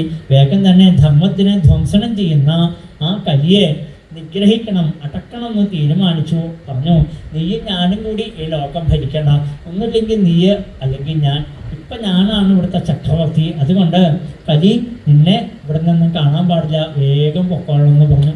കലി പറഞ്ഞു എനിക്ക് പോകാൻ പറ്റില്ലല്ലോ, എനിക്ക് ഭഗവാൻ തന്നിരിക്കുന്ന അനുഗ്രഹമാണ്. കാരണം എന്താ? എൻ്റെ ഈ കലികാലത്തിൽ മനസ്സമാധാനം ഇല്ലാതെ കണ്ടാകുമ്പോൾ ആളുകൾ കൂടുതൽ ഗുരുവായൂരപ്പനെ വിളിക്കാൻ ഇടയാവും. അതിനു വേണ്ടിയിട്ടാണ്. അപ്പോൾ എനിക്ക് പ്രവൃത്തികൾ ചെയ്യാണ്ട് പറ്റില്ല. ദുഃഖം കൂടുതൽ കൊടുക്കുന്ന ആളാണ് ഞാൻ. ദുഃഖം കൊടുക്കും തോറും ഭഗവാനെ കൂടുതൽ വിളിക്കും അല്ലേ? അതിനു വേണ്ടിയിട്ടാണ് ദുഃഖങ്ങളും ദുരിതങ്ങളും രോഗങ്ങളും ഇതെല്ലാം കലിയുടെ സംഭാവനയാണ്. കലി നമുക്കിങ്ങനെ ഒന്നിൻ്റെ പുറകെ ഒന്നായിട്ട് വരുമ്പോൾ ആ കലിബാധകൾ ഏൽക്കാണ്ടിരിക്കാൻ നമ്മുടെ മനസ്സിൽ എന്ത് വേണം? സദാ നാമം ജപിക്കണം അല്ലേ? ഇപ്പോൾ ചക്കയൊക്കെ മുറിക്കുമ്പോൾ ആ മുളഞ്ഞിൽ വെട്ടാണ്ടിരിക്കാൻ നമ്മൾ എന്ത് ചെയ്യും? എണ്ണ വെട്ടം. ഇതുപോലെ മനസ്സിൽ കലി ബാധിക്കാണ്ടിരിക്കാൻ ഒന്ന് മാത്രം മതി, ഈ ശ്രീകൃഷ്ണ രൂപം നമ്മുടെ മനസ്സിൽ വയ്ക്കുക, നാവിൽ തിരുനാമം ജപിക്കുക, അത് മാത്രം മതി എന്നാണ്. അത് പറഞ്ഞുകൊണ്ട് അദ്ദേഹം എന്ത് ചെയ്തു? കലിക്ക് 4 സ്ഥാനങ്ങൾ കൽപ്പിച്ചു കൊടുത്തു. അവിടെ മാത്രമേ നിന്നെ കാണാൻ പാടുള്ളൂ. ദൂതം പാനം സ്ത്രീയ സൂനഹ 4 സ്ഥാനങ്ങൾ കൊടുത്തു. എവിടെയാണോ ചൂതുകളിയുള്ളത് അവിടെ അസത്യം പറയേണ്ടതായിട്ട് വരും. അസത്യം പറയുന്നിടത്ത് നീ ഇരുന്നോളൂ എന്ന് പറഞ്ഞു.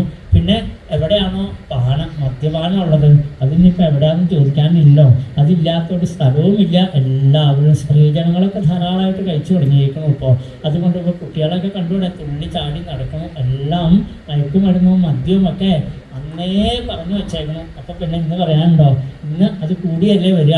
അതിനെതിരെ ആരും ശബ്ദിക്കാനില്ല എന്നർത്ഥം. അതിനെ എല്ലാവരും പ്രോത്സാഹിപ്പിക്കുകയാണ്. അപ്പോൾ അന്നേ തന്നെ കലിയുടെ മാലിന്യങ്ങൾ വന്ന് കൂടിക്കഴിഞ്ഞിരിക്കുന്നു. മദ്യപാനത്തിലും മയക്കുമരുന്നിലും ഒക്കെ കലി വന്ന് ബാധിച്ചു. മൂന്നാമതായിട്ട് സ്ത്രീയഹ, എവിടെയാണോ ദുഷിച്ച സ്ത്രീകളുള്ളത് അതും ഇന്ന് ധാരാളം കാണാറായി. അപ്പോൾ അവിടെയും കലിക്ക് സ്ഥാനം കൊടുത്തു. നാലാമതാണ് സൂനാഹ, ജന്തുഹിംസ നടക്കുന്ന സ്ഥലങ്ങൾ. പുറത്തേക്ക് ഇറങ്ങാൻ വയ്യ, എവിടെ നോക്കിയാലും ഇതിനെല്ലാം തൂക്കിയിടുന്ന കാഴ്ചയാണ് അല്ലേ.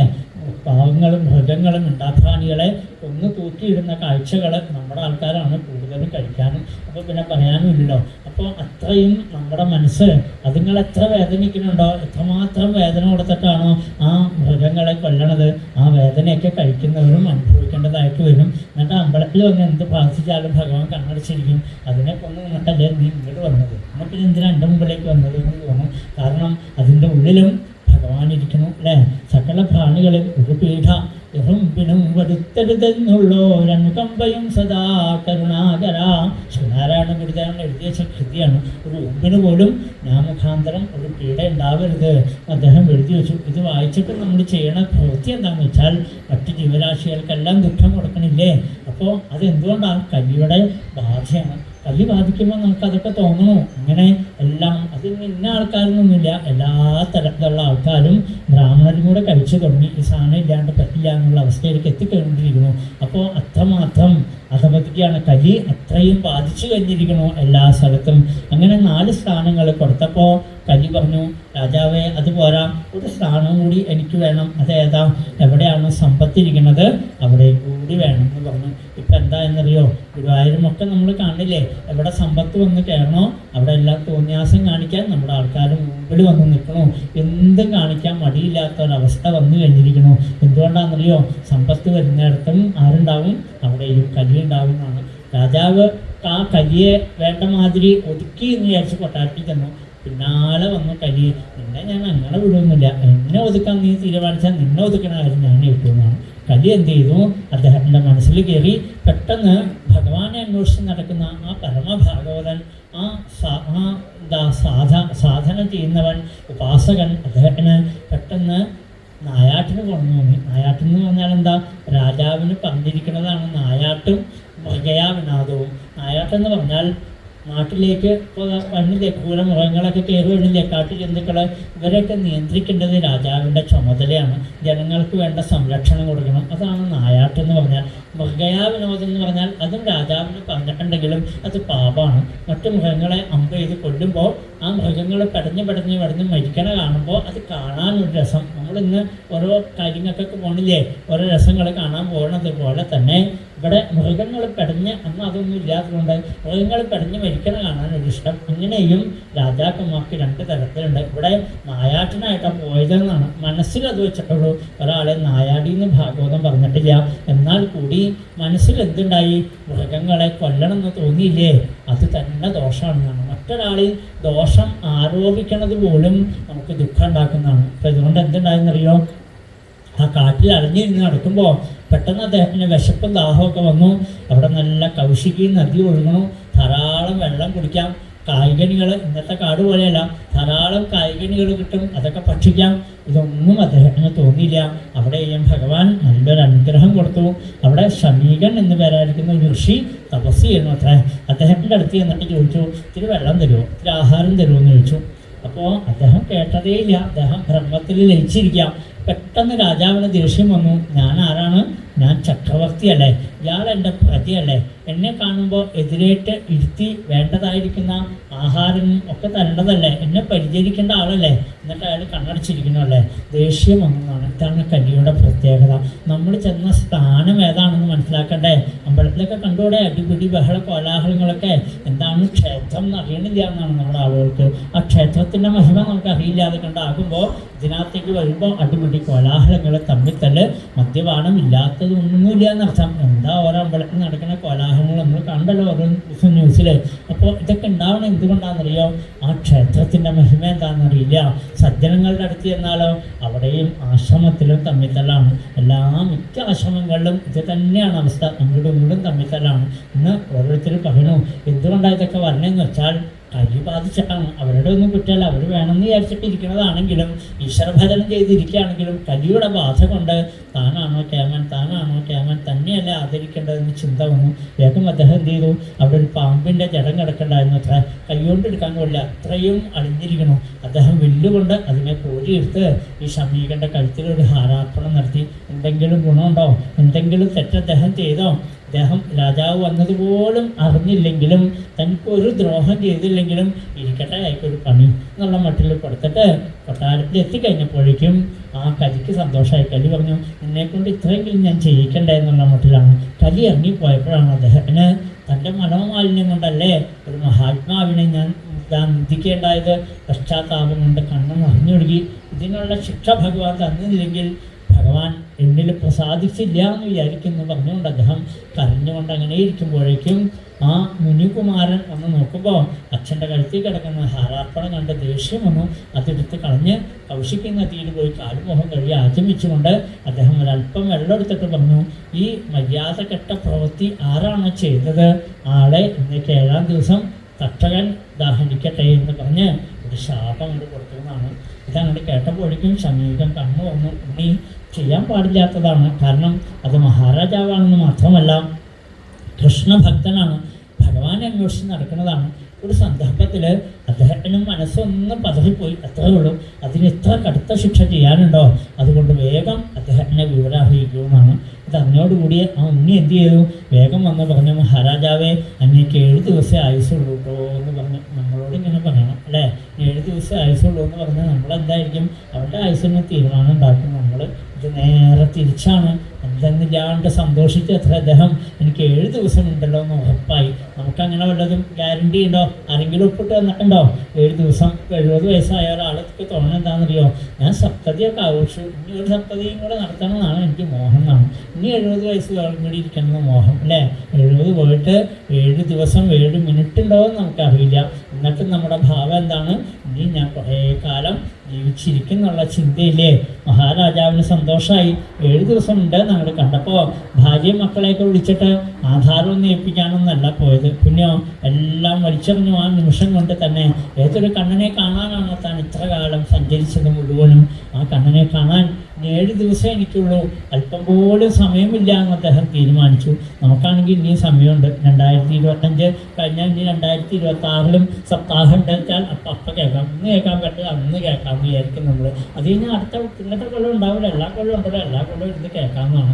എല്ലാ കൊല്ലവും പോയിട്ട് ഒരു കൊല്ലം നമ്മളുണ്ടോയെന്നറിയില്ല. അടുത്ത വർഷത്തേക്ക് എന്തായിരിക്കും ഇവിടുത്തെ അവസ്ഥ എന്നൊന്നും പറയാൻ നമ്മളെ കൊണ്ട് സാധിക്കില്ല. വയനാട്ടിലൊക്കെ കണ്ടില്ലേ, ഒരു നിമിഷം കൊണ്ട് രാത്രി നേരം വിളിച്ചായപ്പോഴേക്കും എല്ലാം പോയി മറിഞ്ഞില്ലേ. ഇതിനൊക്കെ എത്ര സമയം വേണം നമുക്കൊന്നും അറിയില്ല. എന്നാലും നമ്മുടെ ധാരണ എന്താണെന്നറിയോ, അവിടെ അങ്ങനെ ഉണ്ടായി നമുക്കിങ്ങനെ ഉണ്ടാവില്ല എന്നാണ്. ഇടുക്കിയിൽ എന്തെല്ലാം നടക്കണം അല്ലേ.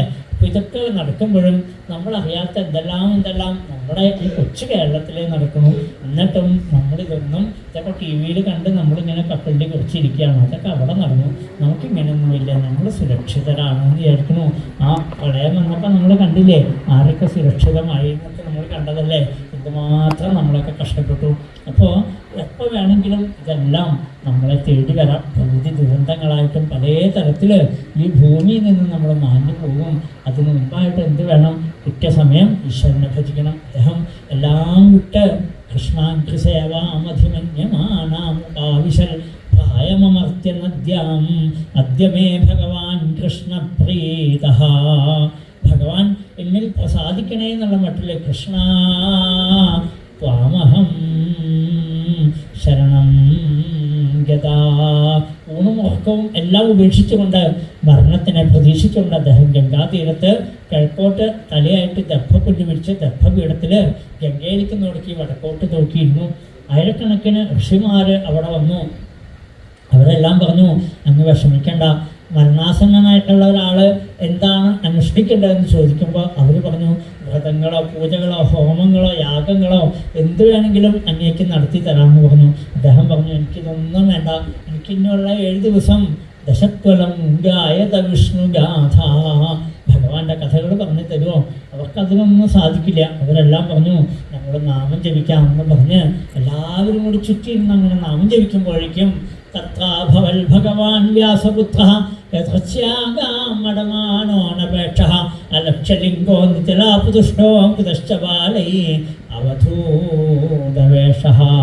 16 വയസ്സ് പ്രായം, നല്ല നീണ്ടടംപെട്ട കണ്ണുകൾ, നല്ല നീണ്ടുള്ള കൈകാലുകളോട് കൂടി, ആ നല്ല വലയങ്ങളോടുകൂടി ഉള്ള കഴുത്ത്, അതിമനോഹരമായിരിക്കുന്ന വിരിഞ്ഞ മാർവിടം, അങ്ങനെ വലയങ്ങളോട് കൂടിയിട്ടുള്ള അവിടുത്തെ തിരുവയറ് എല്ലാം കൂടെ കൂടിയിട്ട് അതിമനോഹരമായിരിക്കുന്ന രൂപത്തിൽ സാക്ഷാൽ മഹാദേവൻ പീലിയും ഗോപിയും മാലയും ചാർത്താതെ കാലിൽ ചിലമ്പൂകളിട്ടിടാതെ മന്ദസ്മിതാദ്രവദന കമലനായി മന്ദം നടപ്പോരു ബാലയോഗി. നല്ല ശ്യാമള നഖരൂപത്തിൽ സാക്ഷാൽ മഹാദേവൻ, ഗുരുവായൂരപ്പൻ്റെ കഥ പറയാൻ മഹാദേവനാ വരിക. മഹാദേവൻ വ്യാസപുത്രനായിട്ട് ശേഷുകൻ എന്ന പേരിൽ അവതരിച്ചു. എല്ലാവരും എഴുന്നേറ്റ് അദ്ദേഹത്തിനെ വന്ദിച്ചു. എവിടെന്നോ വന്നു എന്നല്ല, അഭവൽ എന്നാണ്, അവിടെ അങ്ങോട്ട് പ്രത്യക്ഷമായി എന്നാണ്. എല്ലാവരാലും ചുറ്റപ്പെട്ട് ദിഗംബരനായിരിക്കുന്ന അദ്ദേഹത്തിനെ വേണ്ട മാതിരി പൂജിച്ചു. ആ പരീക്ഷിച്ച് ആ പാദങ്ങൾ വീണ് നമസ്കരിച്ചു. കൃപയാ അതിഥി രൂപേണ, അതിഥി രൂപത്തിൽ ഞങ്ങളുടെ മുമ്പിൽ വന്നിരിക്കുന്നത് സാക്ഷാൽ ഈശ്വരൻ തന്നെയാണ്. ഒരേ ഒരു ചോദ്യം മാത്രമേ ഉള്ളൂ. മരണാസന്നനായിരിക്കുന്ന ഒരാൾ എൽ ശ്രോതവ്യം അഥോ ജപ്യം എൽ കർത്തവ്യം ധൃവിഭവോ സ്മർത്തവ്യം ഭജനീയം വാ ഭൂഹ്യത്വാ വിപര്യം. ആ മരണാസന്നനായിരിക്കുന്ന ഒരാൾ ആരെക്കുറിച്ചാണ് കേൾക്കേണ്ടത്, ആരെയാണ് ഭജിക്കേണ്ടത്, ആരെയാണ് കീർത്തിക്കേണ്ടത്, എന്താണ് ചെയ്യേണ്ടത്, എന്താണ് ചെയ്യാൻ പാടില്ലാത്തത്, ഗുരുനാഥ ഒന്ന് പറഞ്ഞു തരണേ എന്ന് പറഞ്ഞുകൊണ്ട് ആ പാദങ്ങൾ വീണ്ടും നമസ്കരിക്കുകയാണ്. അപ്പോൾ ആരാണ് മരണാസന്നൻ എന്ന് പറഞ്ഞാൽ നമ്മളൊക്കെ മരണാസന്നന്മാരാണ് അല്ലേ. ഏത് നിമിഷം വേണമെങ്കിലും നമ്മുടെ ഉള്ളിലെ ഇത് പോവാൻ നമുക്ക് എത്ര നിമിഷം വേണമെന്ന് നമുക്കറിയില്ല. ആ നിമിഷമേ നമുക്ക് പോവാം. നാളെ അങ്ങനെ ഒരു വീഡിയോ കണ്ടപ്പോൾ ഉള്ളിലൊരു പേടി.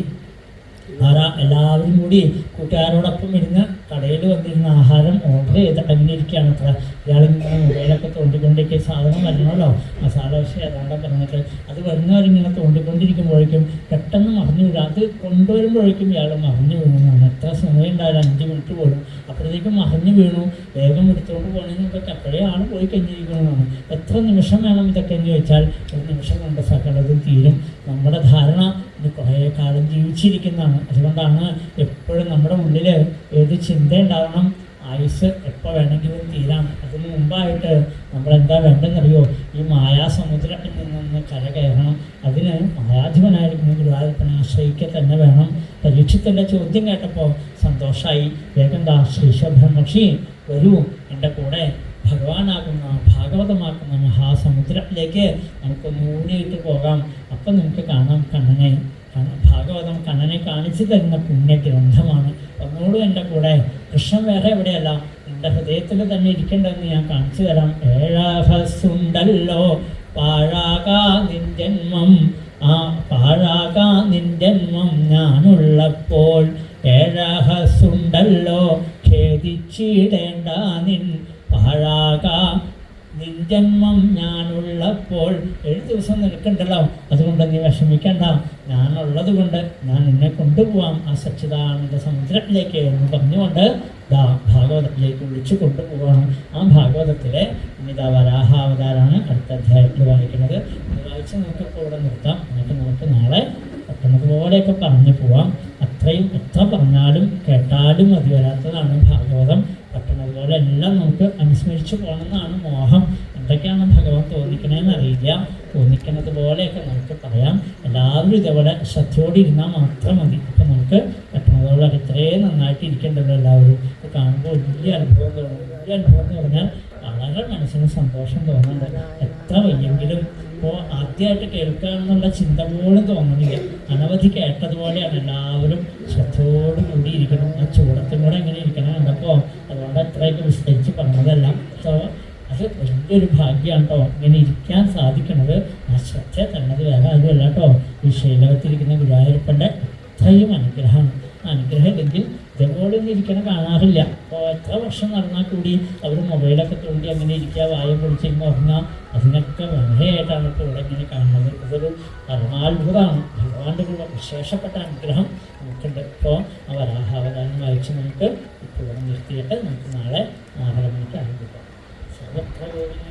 സങ്കീർത്തനം ഗോവിന്ദ ഗോവിന്ദ.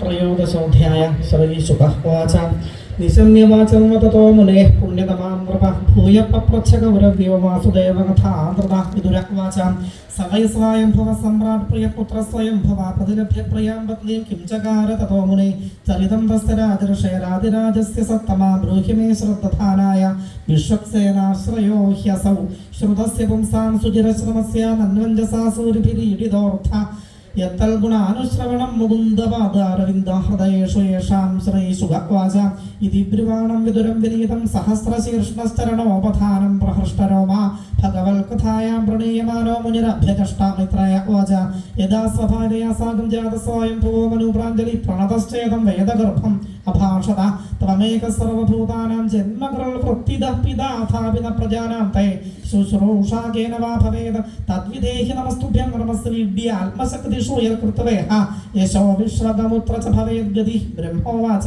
പ്രിയതസ്തുഭ്യമഹം ദാത സ്വസ്തിസ്താദ്വാം ക്ഷതീശ്വര എന്നർവിളീകേന ഹൃദാ സാധിമേത്യാത്മനർപ്പിതം ഏതാവത്യാത്മജൈർവീര കാര്യാഹ്യഭജതിർഗുരൗ ശക്തിയാ പ്രമത്തേർഗൃഹ്യേതാ സാദരംഗതവത്സരൈ സത്വമസ്യാമപത്യാനി സദൃശാനി ആത്മനോ ഗുണൈ ഉത്പാദ്യ ശാസധർമ്മേണ ഗായജ്ഞൈ പുരുഷയജ്ഞ പരം ശുശ്രൂഷണമഹ്യം സ്യാത് പ്രജാരക്ഷയാ നൃപ ഭഗവാംസ്തേ പ്രജാഭർത്തു ഹർഷീകേശോ ന ദുഷ്യതി യേഷാം ന ദുഷ്ടോ ഭഗവാ യജ്ഞലിംഗോ ജനാർദ്ദന തേഷാം ശ്രമോ ഹ്യപാർത്ഥായ യദാത്മാനാദൃതസ്വയം മനുരുവാച ആദേശേഹം ഭഗവതോ വർത്തേയാമി വസൂദന സ്ഥാനം ദ്വിഹാനുജാനീഹി പ്രജാനാം മമ ച പ്രഭോ യതോക സർവസത്വാനാം മഹീമഗ്നാമഹാംഭസി അസ്യാ ഉദ്ധരണേ യത്നോ ദേവ ദേവ്യാ വിധീയതാം മൈത്രയ വാച പരമേഷ്ഠീ തവ വാം മധ്യേ തഥാ സന്നാമ വീക്ഷക കഥമേനാം സമുന്നീഷേതി ദധ്യോധിയാചിരം സൃജതോ മേക്ഷതർവാർഭി പ്ലാവ്യമാനാരസാംഗത അഥാത്ര കിമനുഷ്ഠേയമസ്മാഭിः സർഗയോജിതൈ യസ്യാഹം ഹൃദയാദാസം സൈശോ വിദധാതു മേ ഇത്യഭിധ്യായതോ നാസാ വിവരാത് സഹസാനഘ വരാഹതോ ഗോ നിരഗാത അങ്കുഷ്ഠ പരിമാണക ഗോവിന്ദനാമ സങ്കീർത്തനം ഗോവിന്ദ ഗോവിന്ദ. നാരായണ ഹരേ നാരായണ ഹരേ നാരായണ ഹരേ നാരായണ ഹരേ നാരായണ ഹരേ നാരായണ ഹരേ നാരായണ ഹരേ നാരായണ ഹരേ നാരായണ ഹരേ നാരായണ ഹരേ നാരായണ ഹരേ നാരായണ ഹരേ നാരായണ ഹരേ നാരായണ ഹരേ നാരായണ ഹരേ നാരായണ. തസ്യാഭിപശ്യ